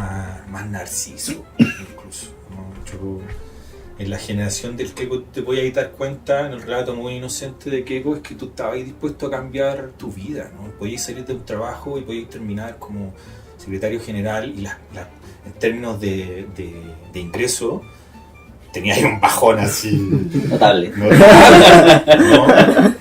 ¿No? Entonces, por eso los secretarios generales somos siempre solteros. no, porque no te aguantás esa vida, ¿no? La patada en el poto era inmediata. No, pero no puedes mantener. Yo no quiero romantizar esas decisiones, ¿no? Pero lo que tengo que decir es como un rasgo de voluntad, de idealismo y que también de compromiso, que es muy distinto ahora, ¿no? Y las trayectorias de los compañeros empiezan a ser distintas, ¿no? Hay una época que está muy marcada por el individualismo, ¿no? Y creo que también fue un rasgo del ejercicio de algunas autoridades de gobierno en este periodo. Entonces, todo pasa por la síntesis que podamos construir, pero si hay cosas que se empiezan a eternizar, no se construye nada, yo creo que se puede abrir un periodo de crisis bien amplio. Pero para el partido yo iría bien, creo que hemos sido bastante consecuentes con nuestras posiciones y creo que electoralmente eso al menos no nos ha debilitado. Y en una mirada más de largo plazo, creo que las posiciones que hoy día nosotros tenemos en términos de alcaldía, de concejalía y todo lo electoral es mucho más positiva de cuando estábamos recién iniciando esto.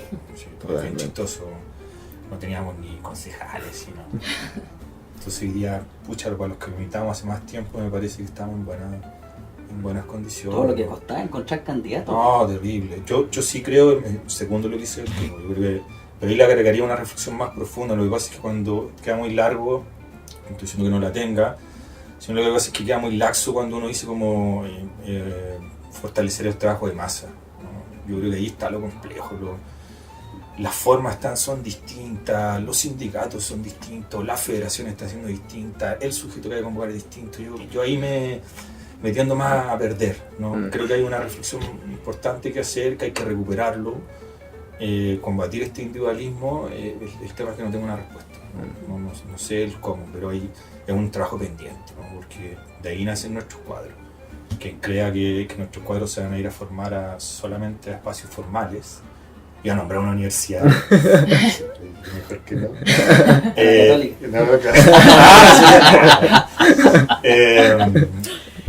Con grandes estudios, me parece que va a estar equivocado, ¿no? Nosotros nos nutrimos de las luchas sociales, de ahí vienen nuestros cuadros, y creo que es fundamental para este periodo recuperarlo, ¿no? Creo que estaba más debilitado, eso podría decir. Bueno, de lo que estamos seguros es que pensar y hacer política es lo único que nos queda. Hoy yo le quería dar las gracias a ambos por el tiempo, batimos récord de duración del podcast, ha sido el más extenso. Pero yo creo que de los tres, por lo menos lo voy a decir porque quede grabado, el más entretenido. Podríamos. No, Javi no dijo nada. Así que escuche, que ojalá escuche esto. Pero le agradecemos su disposición también. Y a usted, Eric, muchas gracias por el tiempo. Keiko también con su hijo Camilo, que se portó un 7. Así que muchas gracias a los tres. Y nos vemos en un próximo capítulo de Nota al Pie.